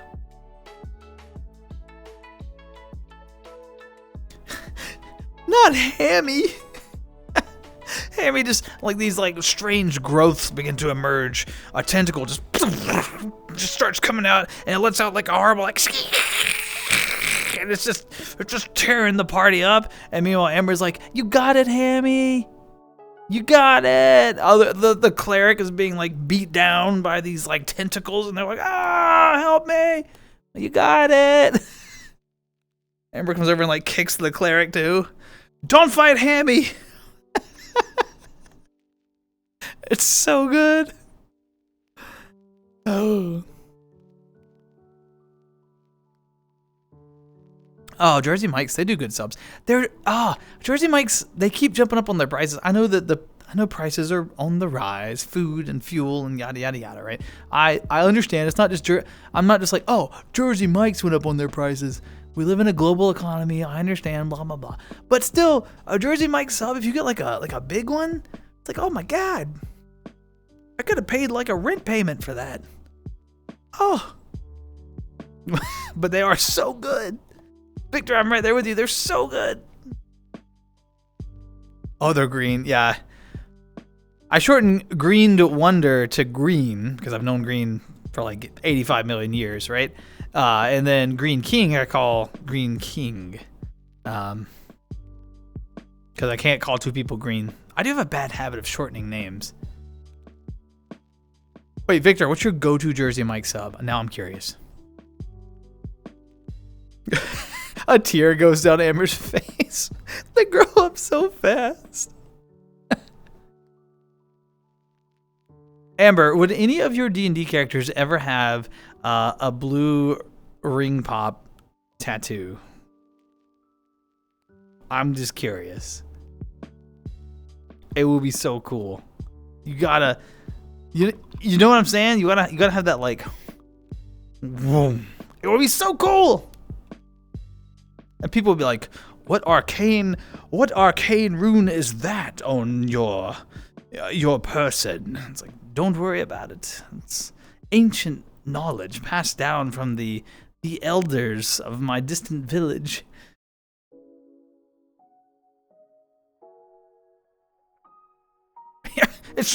It's continuing to get taller and taller. It's like stepping on the village square. I'd say they grow up so fast. Scared little baby darling? They would cry at a needle? I mean, I cry at needles. But maybe. Yeah, they can, you know what? Have someone like put your character to sleep. Have someone take a rock and rock your character to sleep. And then get your tattoo. Highest kill count person in the party. That's terrifying. Just a natural killer.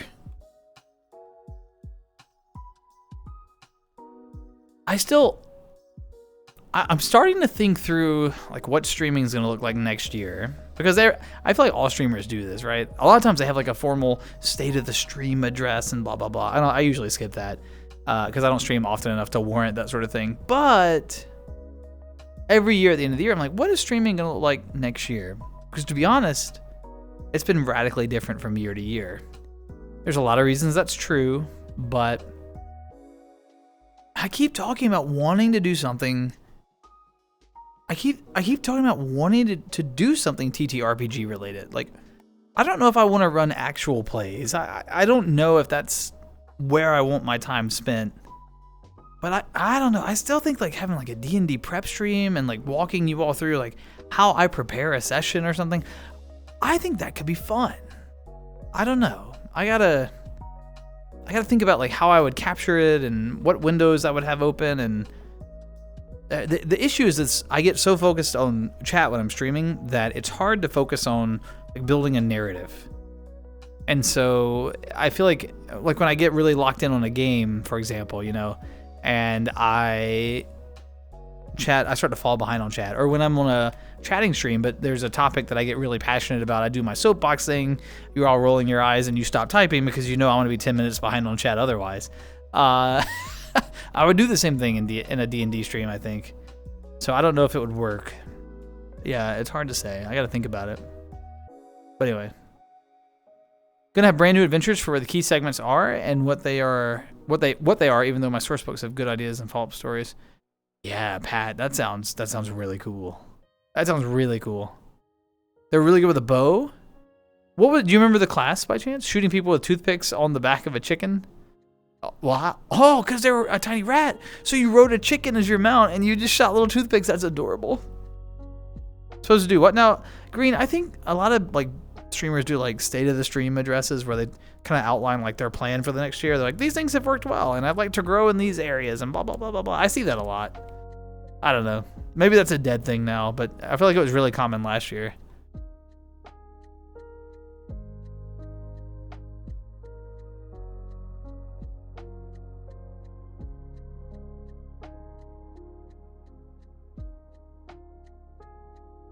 I'm also not opposed to an actual play though. I don't know. I don't know. You all can tell.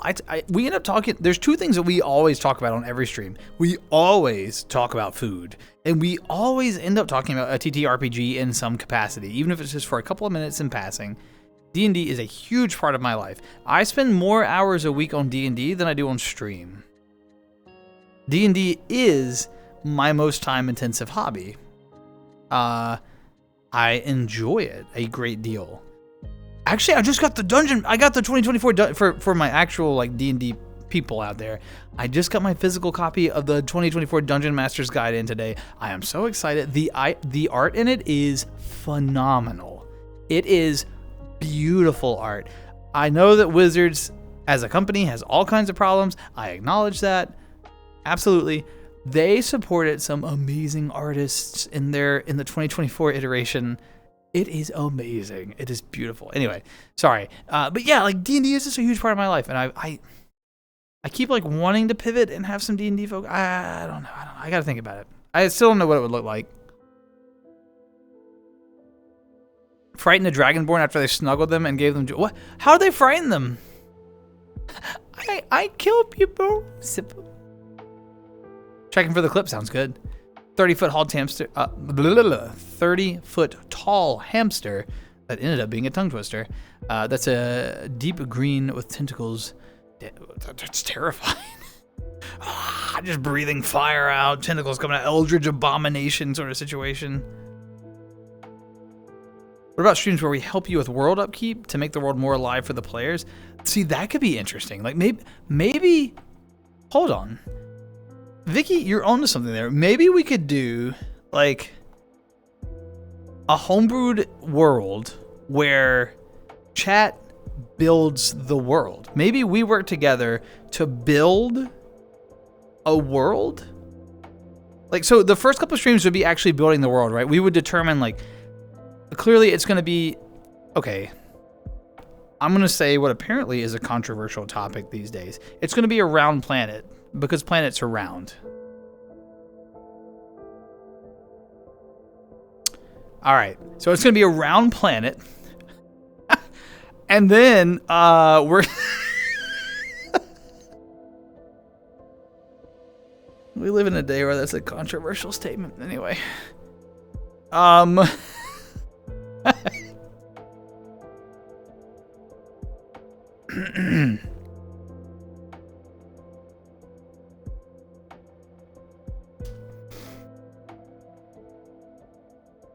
Okay, I'm good now.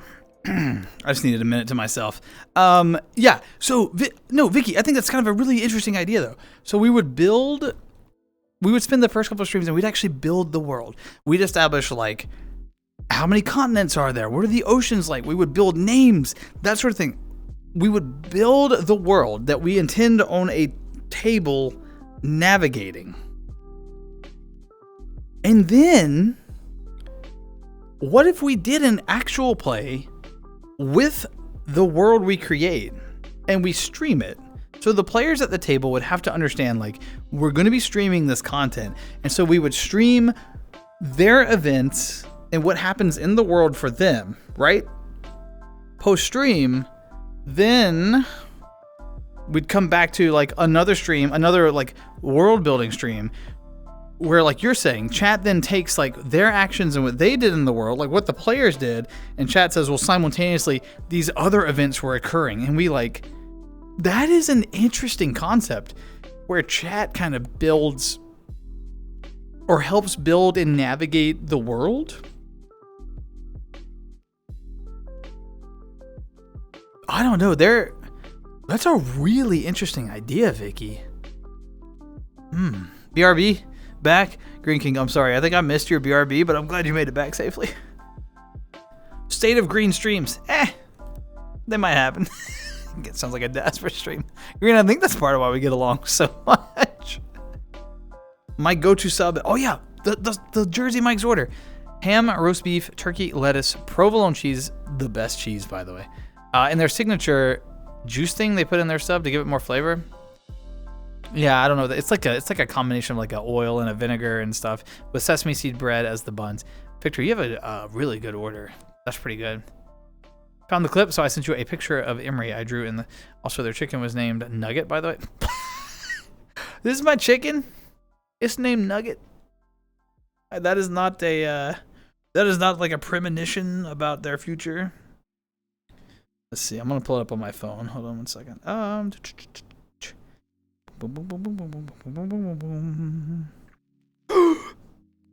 Oh, it's adorable. I'll watch the clip post stream, but the art is adorable. Wait, did you draw this?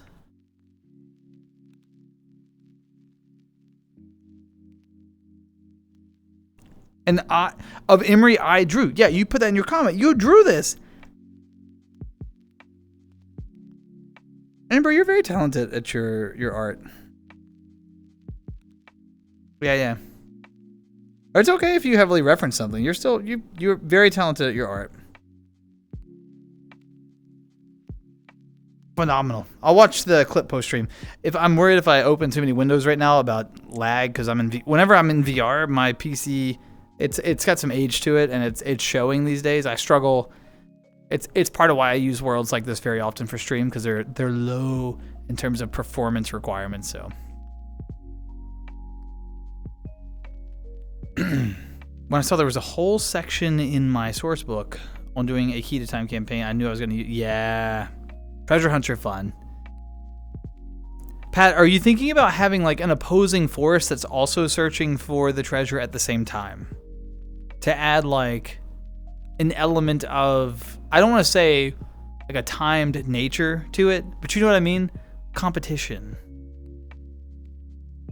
Just something, and if you have a different idea or direction, that's totally fine. That's just the first thing that came to mind when I was reading your thoughts. The Elder Swamp, full of giant green ducks. Yeah, Victor, pinky out with that order, you know? You pinky out. Emery's your precious child. Non-binary precious darling. I should message my sister, who is the dungeon master, to brush up on the lore. Yeah. It would be interesting to learn about it. I even thought about, for a long time, I thought about off-stream running a D&D table for stream server. The issue as always is time. I don't know. I wish I had more time. I always wish I had more time. That's probably super relatable for everybody. It could be as simple as like running polls as to see what different powers decide they want to try. Wait. It could be as simple as like running polls as to see what different powers decide they want to try do, then rolling on how well that goes and changing the world therein accordingly. It could be micro or as macro as you'd like with schemes. Local Thieves Guild's planning scheme or heist. So the polls, Vicky, that's interesting. The polls could be, they could even be offline, right? They wouldn't have to be necessarily happening during stream. Like we could use the polls. I would probably build a different, no, we would use the polls role, I think. I wouldn't build a whole separate role for that in the Discord server. Like in the Discord server, we could poll offline and be like, okay, there's one day to answer this poll. This event has happened. What direction would the guild go? I think the only complication I could think of would be that if we actually streamed it as an actual play, right? It would be difficult for the players because the players would probably be chosen from people in the community. It would be difficult for the players not to be aware of the direction that the polls were going, or to be aware of the things we were discussing on stream. Or maybe what I would have to do is intentionally seek people who are not connected with the stream community, explain the process to them, and say like, please don't follow the stream community. Remain removed. Not hard for them. Remain removed because this community is going to be dictating like affairs of the world while you all are navigating it. It could be interesting. Make the ducks do psychic damage? An army of darkness. Y'all are onto something. I don't know. Yeah, I'm getting interested in this idea, Vicky.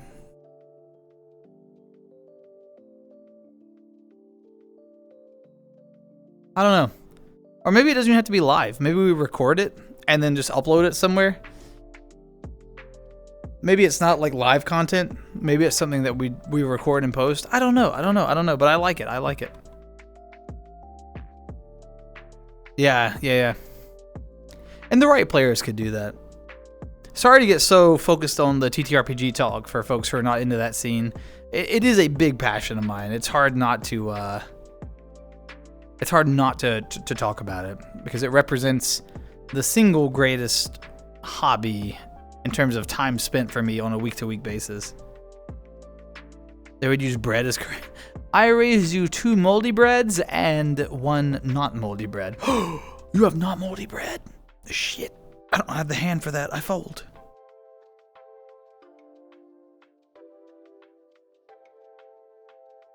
Wouldn't be a treasure hunt without some kind of rival or an opposing group. Yeah.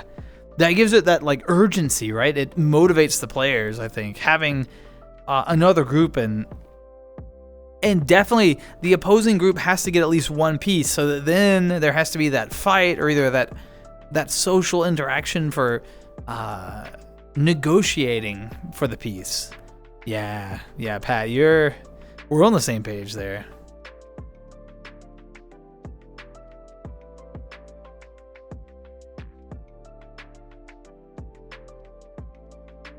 Starting with Das Williams, Army of Darkness, Electric Quackaloo. Bum, bum, bum. Also, Victor, do you watch Critical Role? I raised you 1 baguette. Well, I bring a muffin to the table. Ha! Joke's on you, I have a donut.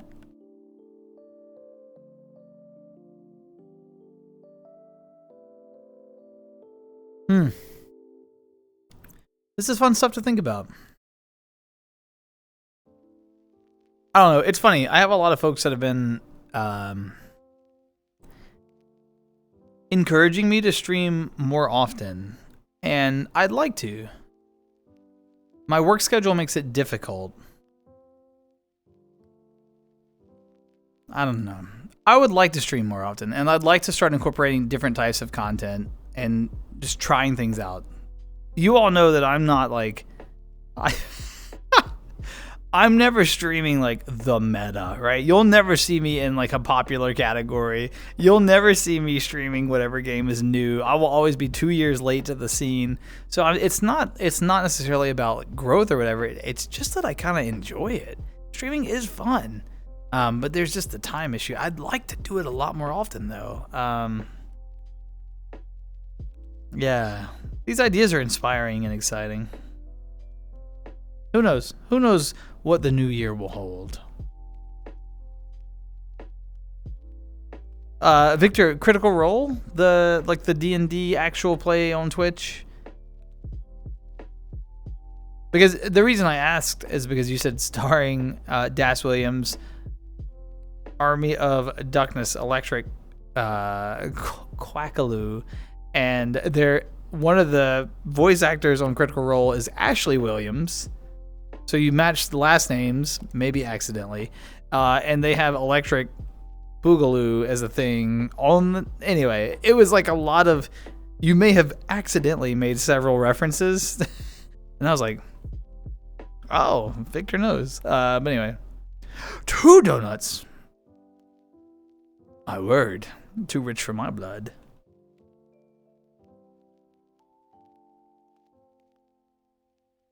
If you're going to run a duck campaign, then you have to incorporate the duck song at some point. There has to be a lemonade stand. Ba ba ba. Yeah, you inadvertently you made several interesting connection points. So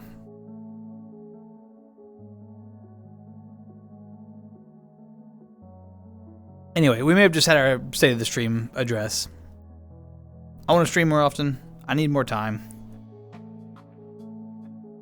I'd like to experiment with different things. Flex the creative muscles. Creative. There's not a lot of creative about me. The complication, again, the complication there is just that I enjoy the chat interaction, and I worry that if I'm serving in the Dungeon Master role on a live stream, chat would either I would be interrupting constantly to talk to chat, or chat would be ignored. And I think a lot of people that enjoy streaming and this community, they enjoy the interactiveness. And I think if I had a stream where chat was ignored, I'm not sure that would be the experience that people show up for. So I don't know. I gotta think about it. That, like I said, that may be better as just recorded content and then upload it somewhere. So, Evil Dead series. What is that? Victor, I don't know what that is.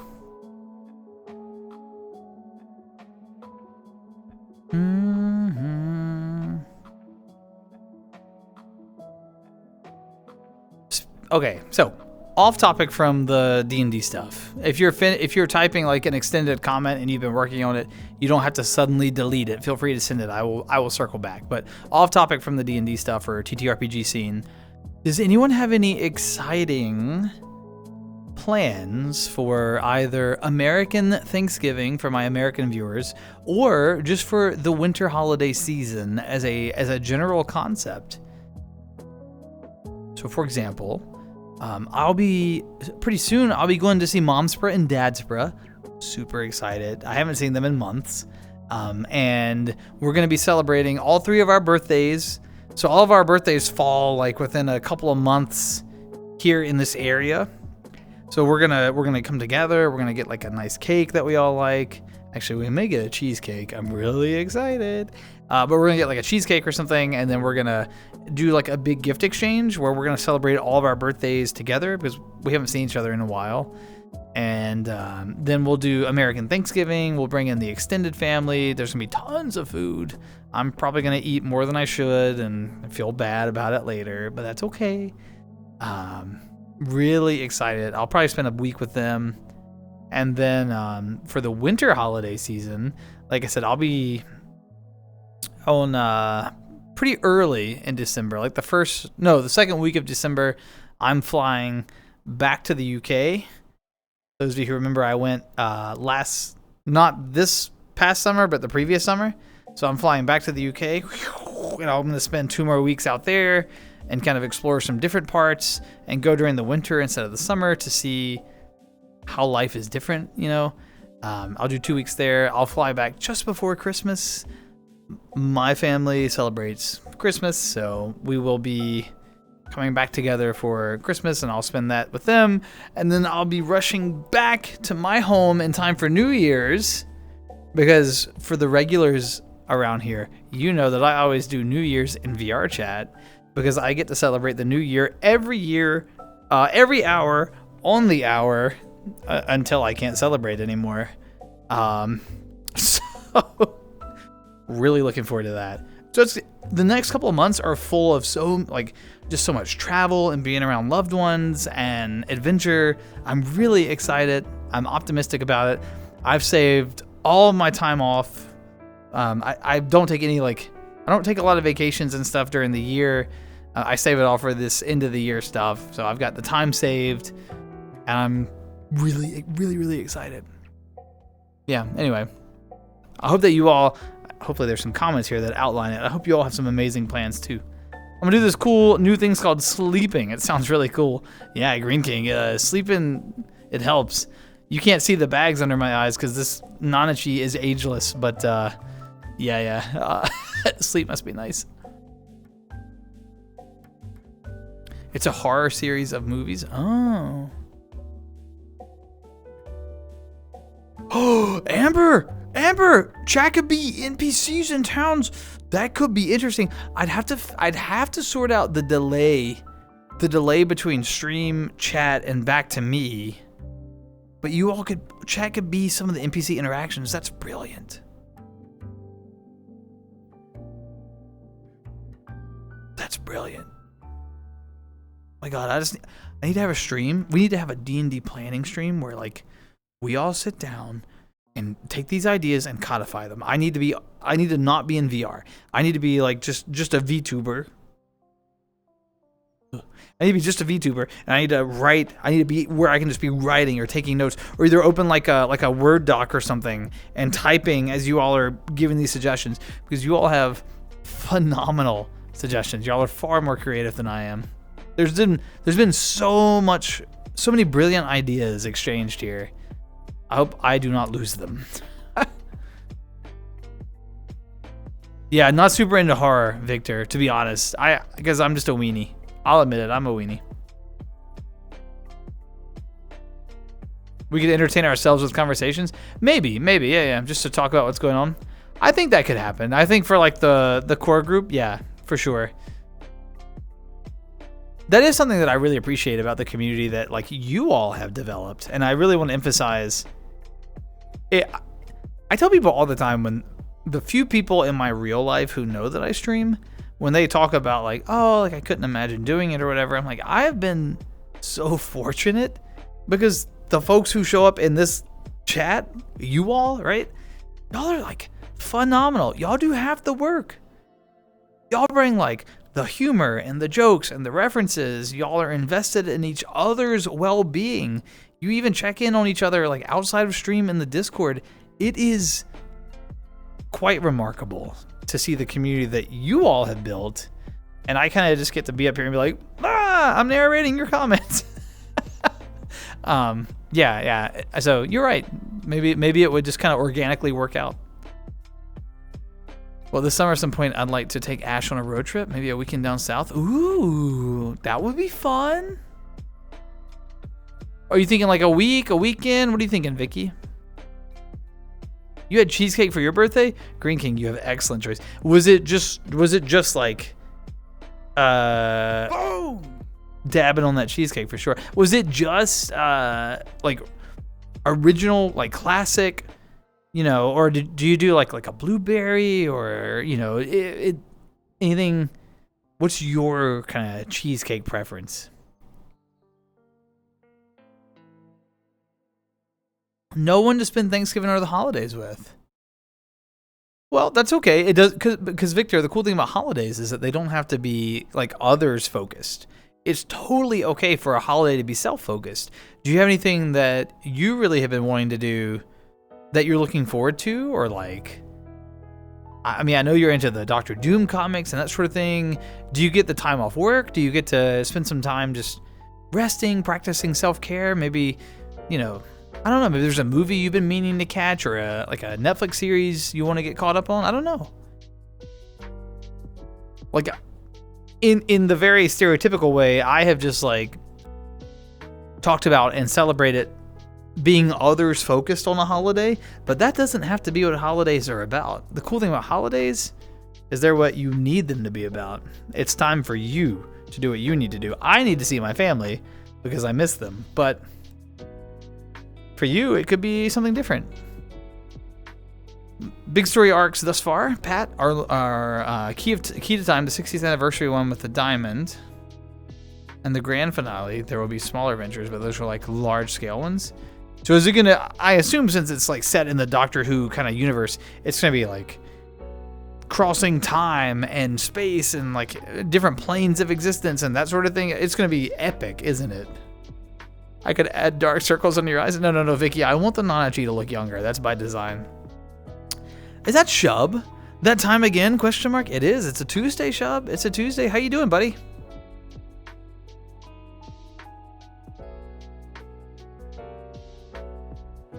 Not mind being a character actor for a D&D game?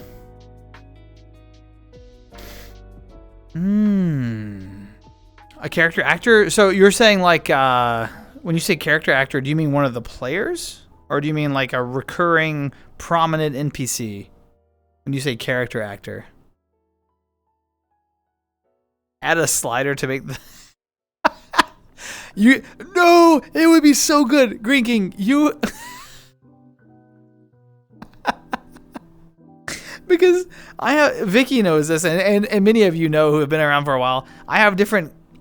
Okay, for those who don't know, Vicky did all the texture work on my avatar. I know that I'm always like zoomed in really close to the face. So Chill Alien, who is in chat a lot, he resubbed at the beginning of stream.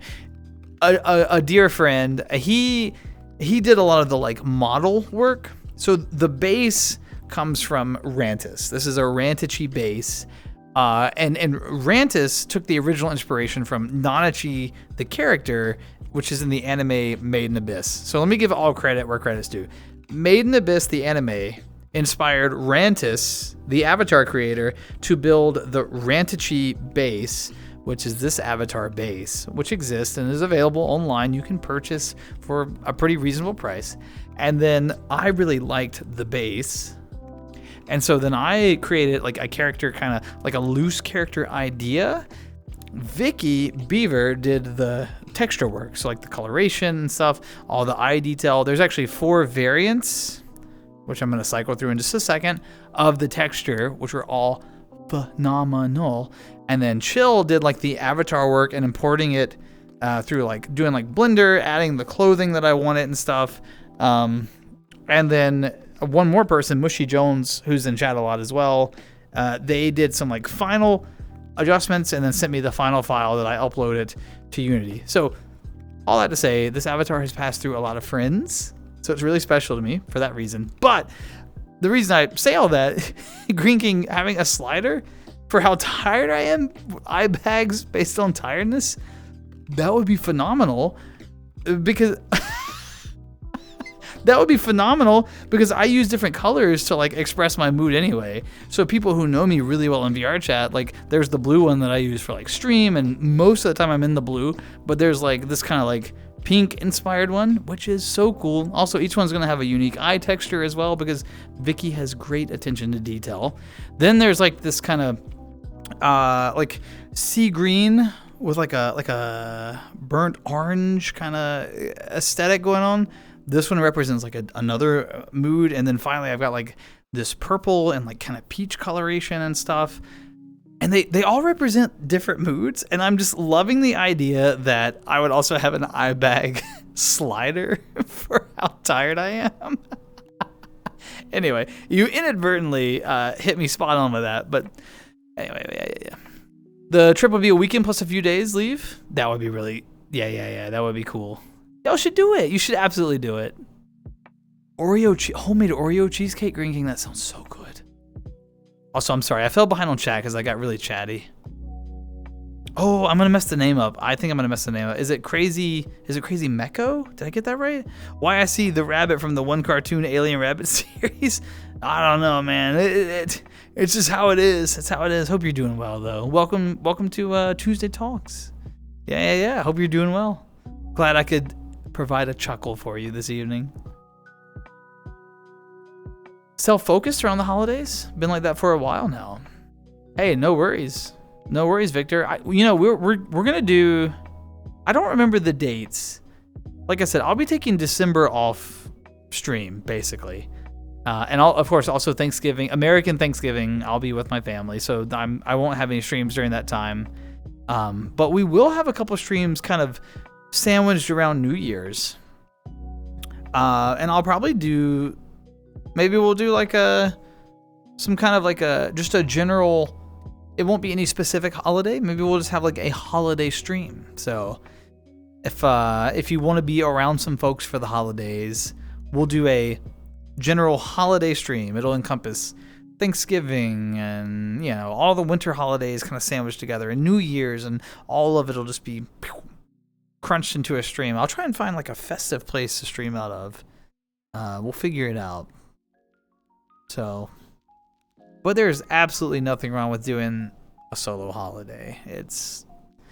We live in a society that definitely puts a premium on like extrovert culture, but there is nothing wrong with just taking some time to oneself.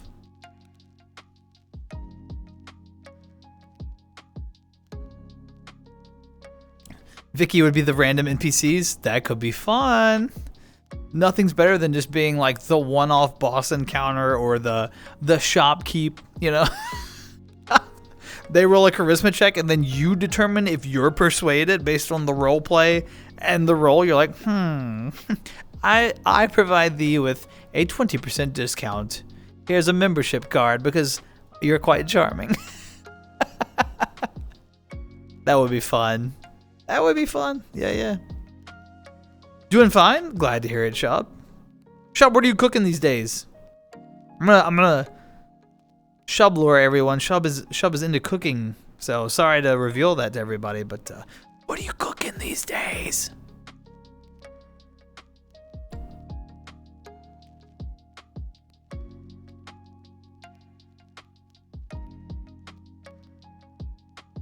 I just remember this one guy in a D&D. He had a person be a druid that turned into a bear the whole time until it came out that he was actually just a normal bear and had been like, whoa, Green King. So he was telling the narrative that he was a druid and that he was just wild shaping perpetually into a bear around the party. But eventually the party discovered that he was just a bear. That's really a fun concept. Sounds like fun? Yeah, we'll make it happen, Victor. We'll figure something out. We'll figure something out around the holiday. It may be like early January before we get to it because my schedule is a little tied up. But we'll figure something out. You made hot water. Did you burn it? I don't know about you, but every time I try to make hot water, I burn it. So. Adventure for almost every doctor except the two most recent doctors, 14 and 15. Who weren't a thing yet. Oh, yeah. That'll be like the second to last campaign. Pat, I'm glad to hear that you're enjoying like building this narrative and doing the research and stuff. It was supposed to be cold. Oh, well, Shab, sounds like cooking is going well.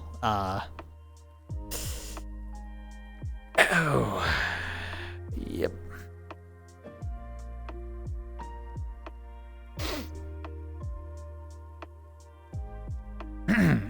Well, I don't have a clever transition off of Shub's comment.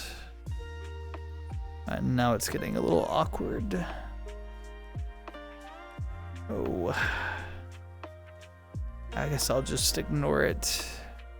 Oh, there, Green King, there was another one where a bear named Sir Barrington had high charisma to the point where it became an adventurer, hired a butler, talked to animals.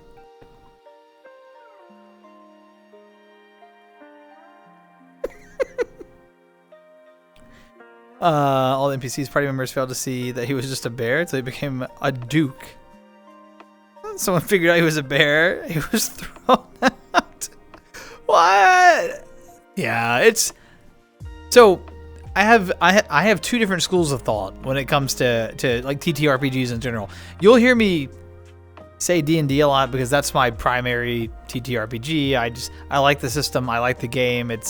I think 5th edition was really great for introducing new players to TTRPGs. It was a very new player friendly system, and I really like playing with new players. So you all will hear me say D&D a lot, but feel free to substitute TTRPG anytime I say it, because there's tons of great options out there. Call of Cthulhu, Pathfinder, Exalted, Monster of the Week, right? All plus so much more. Phenomenal systems. And so I know Wizards is like a problematic company sometimes. So don't take me constantly talking about D&D as an endorsement of the company. It's an endorsement of TTRPGs, and it's just the one I use the most. But anyway, so all that to say, I have two different schools of thought when it comes to TTRPGs. I love the like humorous, silly nonsense where like everyone grabs a beer, sits around the table, and just laughs. These stories, Green King, about like Sir Barrington and all that, phenomenal. Like they seem like such a good time. But I also have a serious appreciation for like more like what Pat's talking about with like the serious. Here's some like deep lore, and you're weaving your party through like a pre-established narrative, and they're enacting real change, and there's like socioeconomic, political influence to be had, and consequences and decisions that that have impact on the narrative.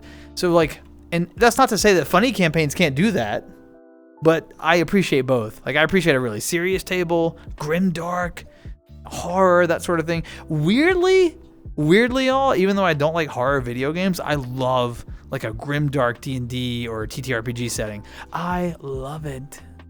So anyway, I can appreciate both settings is the point that I'm getting at here. Hate this awkward old blue rat. Oh, you can't see my ears. Here, I'm a bunny. That's the only thing I'll argue with, Shub. Doritos. Fire Doritos. Have you ever done that viral prompt of players not knowing their characters? Cursed with amnesia and maybe some sort of lore explanation for why. Can't look at their reflections. They have to figure out. I've heard of this, and it is so fascinating to me.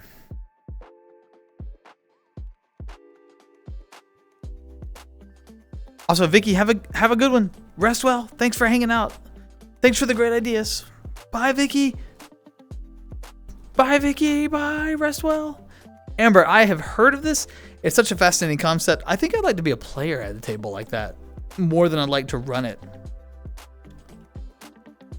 I have a friend who's a DM, and they run something kind of like that where so the DM has like pre-established character sheets, and at the very beginning, like the players wake up essentially at a school, and they all eventually find their way to a common room, and there however many players, so let's say there's 6 players, there's 6 backpacks before them, and they have to go pick a backpack. They choose one. Maybe they roll for it, maybe they just say I want the one on the leftmost or whatever, right? Regardless, they choose one, and the backpack then determines, based on what's in the backpack, they like pull items out, and it'll be like, oh, there's like a sword, or there's, whatever. And that's the only clue they get about their class. And like you said, they have to like interact with others to figure out their species and their social class, that sort of thing, how much wealth they have, and they have to look at their inventory, and they say to the DM, like, let's say they get in a combat encounter, like, okay, I'm gonna take my sword and swing it at the end, like try and strike the enemy, and based on the rolls and the damage they do, they unlock like what their character is based on how they navigate a fight. It's such a cool concept. Yeah, I have heard of it. I love it. I love it. I love it. I love it. I said what I said. Shub, do you want to fight? Dragon's Dogma 2. I've never played the Dragon's Dogma series. Elden Ring. Definitely RPG experiences, but I would say a little different. The biggest difference for me between like video game RPGs and a TTRPG, like 90% of the time, is TTRPGs are largely a group storytelling experience, whereas most of the time a video game RPG is like a solo experience, right? So I really like that group storytelling because different player characters, they're interacting with each other, they're bouncing off of each other creatively, they have different ideas, and then the DM is kind of like narrating consequences of player choices. And the only real limitations, right, is the imagination. Whereas like a video game, there's going to be like hard-coded limitation, that sort of thing, and it is usually a single-player experience. Caveat being, games like Baldur's Gate allow you to experience an RPG with a group. Or not just Baldur's Gate, what else? Divinity is another great example. What's that other one? Pillars of Eternity? I think the second one is multiplayer enabled. Tons of great examples out there, so yeah. Try to add makeup adventures for the new Doctors. But 14 was only in the 3 60th anniversary episodes. One short, and 15 just had his first season, so not yeah. But honestly, by the time your players navigate through like some of the other content, there may be more content from the most recent Doctor to pull from. You don't have to have the ending written.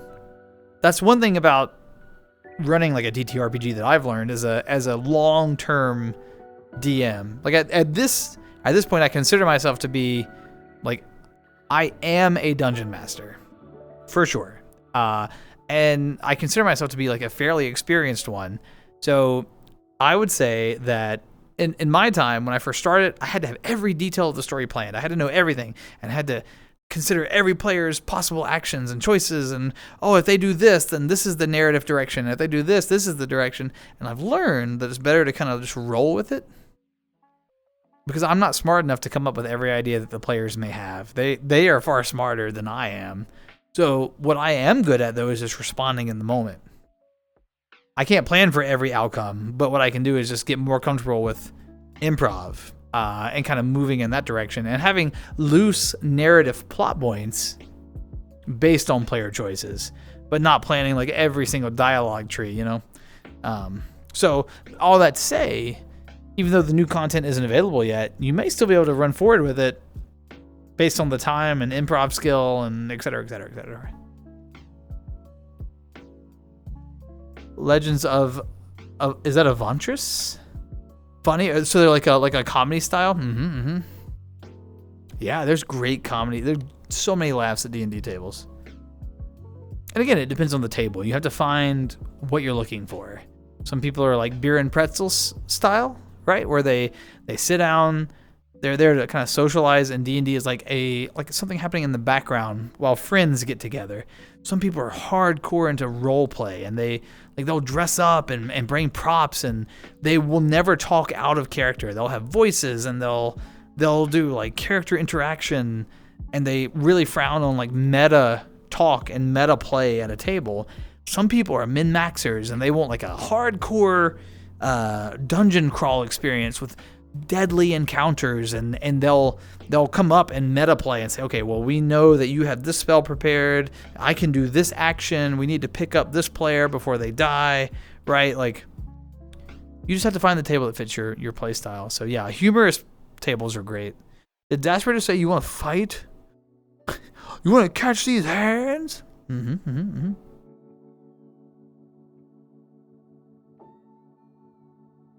Major ankle biter energy. What do you mean? What do you mean? Arr. Ankle biter. No. Shab and I, we have like a hate relationship, you know? So it works out.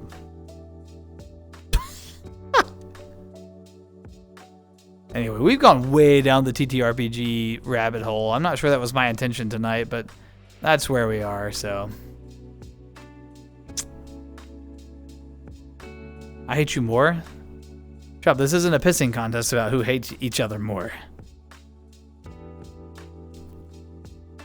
Yeah, that's fair, Pat. That's fair.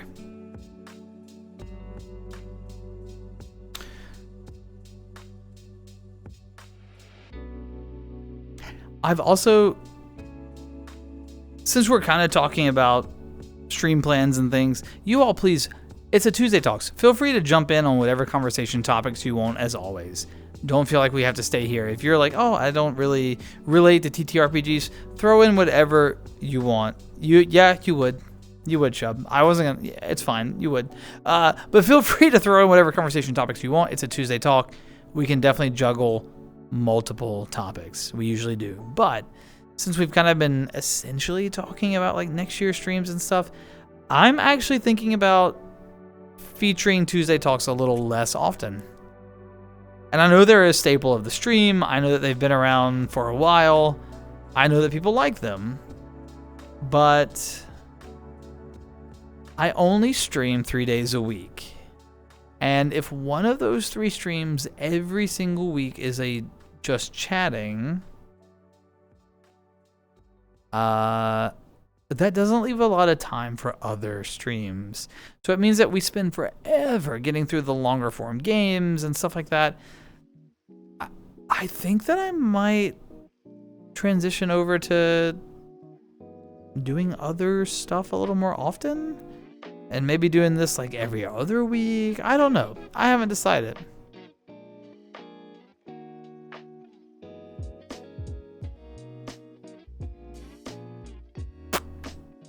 You're hydrated? Uh-oh. Are you like hydrated, or are you you know, hold on, I need to get my finger tracking working. Are you hydrated? It censored Lamau? Where? Here in my chat? No VR juice? Okay. I was like, because like hydrated can mean something different, so. I don't know. We'll see.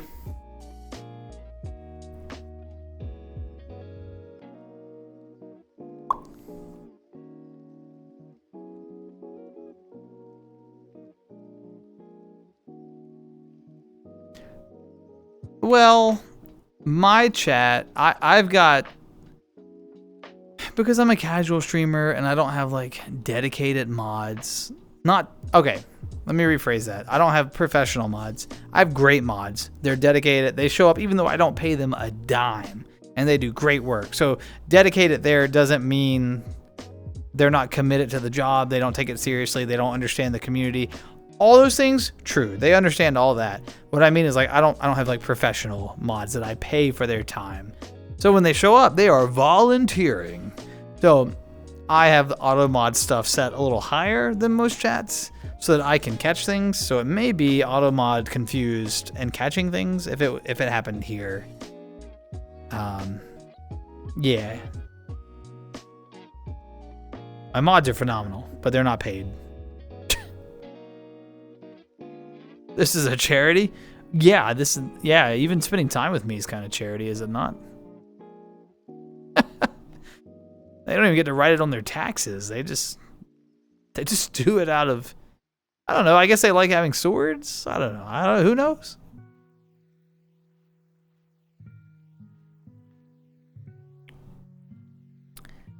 Well, Amber, there's also been a few times where you've been caught and I've had to allow some messages through based on context.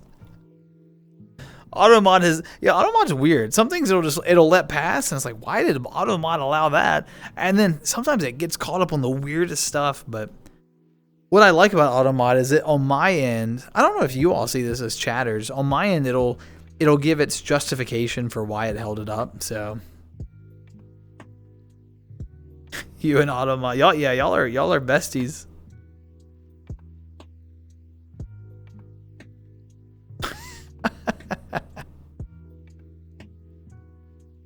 I hate to tell you all this because I have a feeling that it's gonna cause some feelings in chat, but after stream I've got some leftover pizza in the fridge. That's been on my mind for like the last 20 minutes. I'm gonna tear that pizza up. It's a meat lover's pizza too.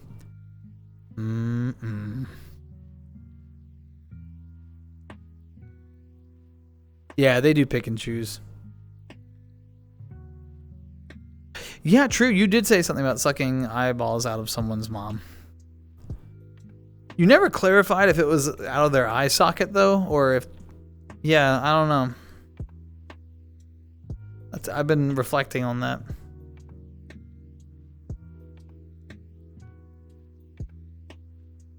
Wait, so the chat up here is not censored? Wait, chat's over here, right? So this chat is not censored? So just awful things pop up here regardless? Is that what you're saying? Oh no. I need to look into that. You have leftover pizza too? Amber, what kind? Victor, is that pineapple on your pizza? Are you a pineapple on your pizza kind of person? Because I'm gonna be honest, I don't hate pineapple on pizza, but I only like it with very specific, like I only like it with a very specific combination of ingredients. Like the classic Hawaiian, like I want like the ham on it, right? I want like sweet ingredients to pair with the pineapple. I do not want like pepperoni and pineapple. Hard no. It's gotta be sweet toppings with it. I don't hate it, but it's not my go-to order. It never will be my go-to order. It's one of those things where if someone has a pizza and the only one they have has pineapple on it, I will eat a slice. I will not starve, right? I will eat a slice. I won't love it.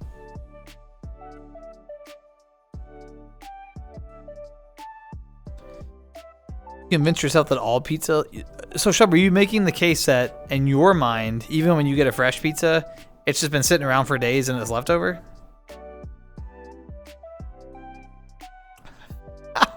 Psychic stun move. Yeah. A pan pizza. Oh. Pan pizza is so good. I don't have pan pizza. Pan pizza is really good. You used to get pineapple and pepperoni? Yeah, I don't know how you combine those two. Like, no judgment. It's all good if that's what you like. But I have not developed a taste for that. The flavors are like too conflicting. Look at my palate's having a battle. Eat it with ham? Same, yep. I like ham, pineapple, maybe a bit of onion. I can tolerate like a bit of onion on a pizza like that if it has pineapple, but I don't want like sausage or pepperoni. I don't want peppers, you know, none of that stuff. Crunch, so it's a texture thing. I can see that. It does add a very different texture to pizza. Yeah, I can see that.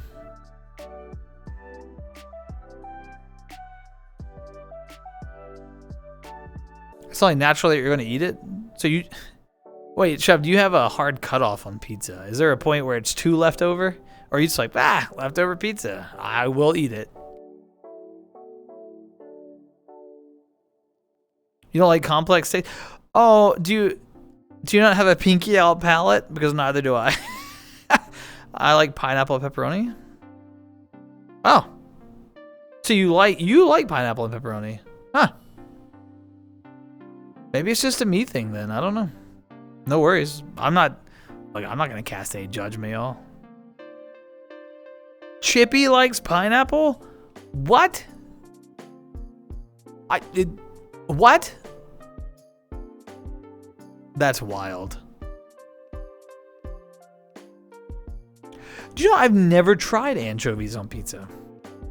If I'm being 100% honest with you, I've never tried it.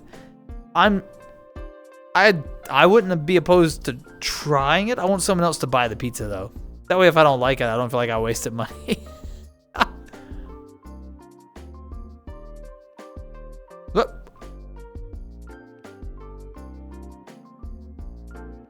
So to you it's leftover when it's edible. Chubb, you have a fascinating definition of leftover.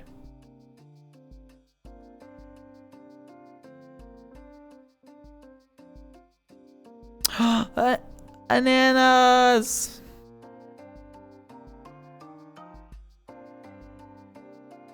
Wait, he stole cash? Dude, Chippy is smart. That's wild. Warframe. Green King, I used to play Warframe. Who's your favorite frame? I used to play Mesa because, you know, guns. I was terrible at Warframe. Fight me, shrimp, I'm ripped. Yeah, you've been working out for like 2 months and you think you're something. Classic workout mentality, am I right?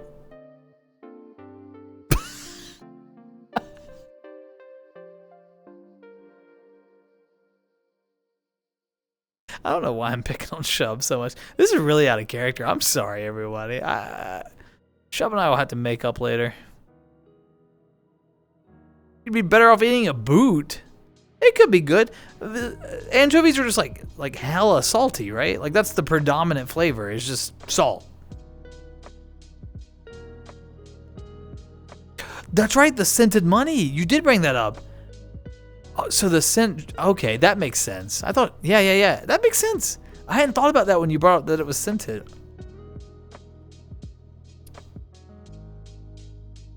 Jade and, I didn't even know Jade was a thing. Mag, I am familiar with Mag, yeah. Warframe was fun. I was really into Mass Effect when it came out. I still love Mass Effect. It's probably my favorite video game trilogy from like a story perspective to date. And I was a little sad because I had finished it and I was like, oh, Mass Effect's over. And a friend said, if you like Mass Effect, you'll love Warframe.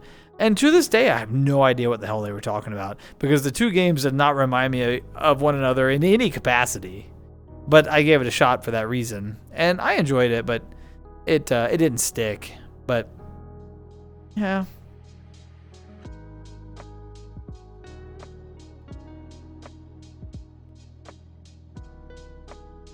I'm sitting in a heart now. Is that because I insulted you? I'm glad we have that understanding. You technically can eat Crocs? What are you saying? What? Isn't that just rubber and plastic crap?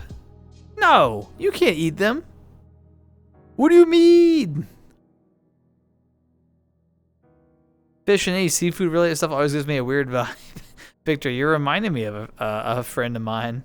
I have a friend, like an IRL friend who, to this day, whenever there's seafood around, they say, I refuse to eat anything that swims in their own toilet. And I'm like, well, can't really argue with that. Yeah, I do like seafood a fair amount. I'm a huge sushi fan. I love grilled salmon. I like a well-prepared flounder.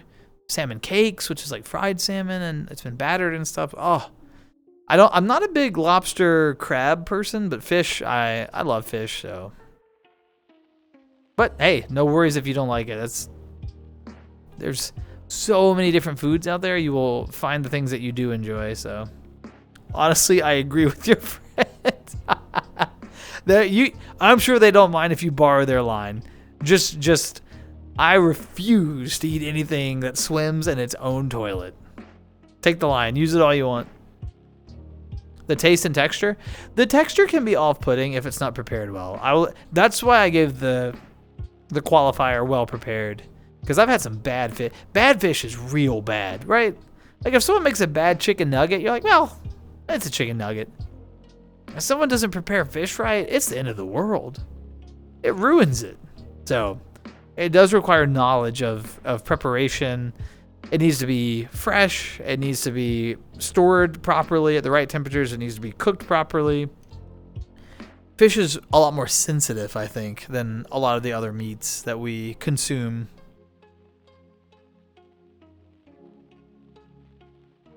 Grilled salmon not too long ago with homemade fries. What was your, did you do like a lot of people will do like a lemon zest or something with their salmon and stuff like that. Did you do any sort of seasoning or anything? Originally, one of their selling points were in an emergency, you could boil them and eat them. That's gross. What? What? So my foot is in a crock, and then if I get hungry, I can boil the crock and eat it? What? I'm not believing you, but why? I don't know if I could. Everyone do your own research. Don't start eating your Crocs, please. I'm stressed out thinking about it. Oh. Garlic and paprika. Yeah, lemon. Lemon is always in a good grilled salmon recipe, I think. There's probably a chemical reason that's true. And mixed herbs. That sounds really good. Were you pleased with how it turned out? See, earlier I was asking Shub what he cooked, and he was like, oh, hot water, blah, blah, blah. This is why I was asking. The guy's like a chef. He just likes to bullshit. The foot sweats for flavor? It's like a marinade. Marinated in my foot juice.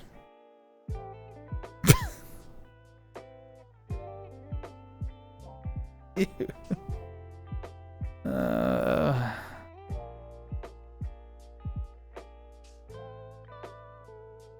I refuse to eat anything that swims in its own toilet. Yeah, you did great. Victor, that's perfect.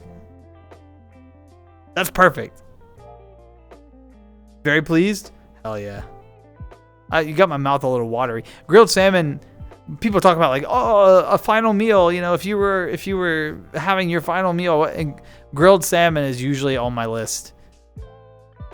For years, my response to like the final meal question has been grilled salmon, grilled asparagus seasoned with a bit of like oil and sea salt, probably like a really nice twice baked potato. Like a homemade roll, like still warm out of the oven, and then a piece of just either plain cheesecake or with like a blueberry drizzle. So good. Love grilled salmon. There's 20 billion calories and 1 gram of plutonium. So if we just all eat a little plutonium, we'd be in great shape. That's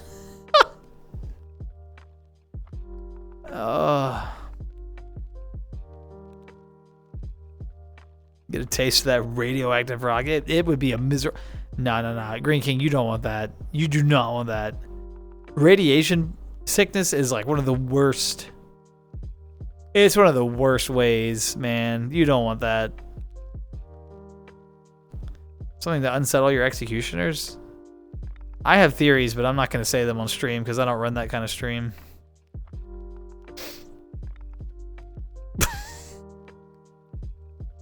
A sick Shub.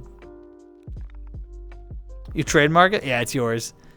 They barely even know that I stream. They barely watch. Sometimes they're on stream with me, but they don't. Yeah, so they're fine. Actually, for the folks who've been around for a hot minute, it's JP. So yeah, he won't mind.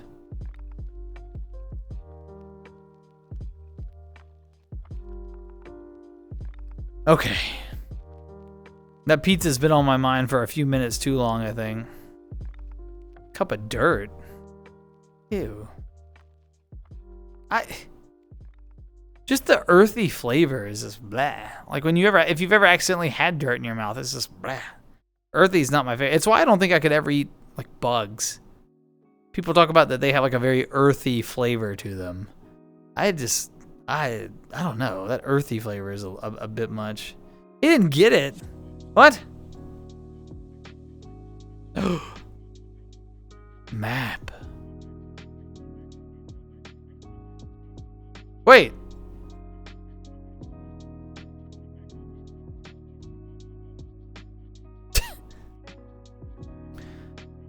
Oh. I'm getting too old. I'm getting confused. Eat? I will. I'll eat. I will eat. Okay.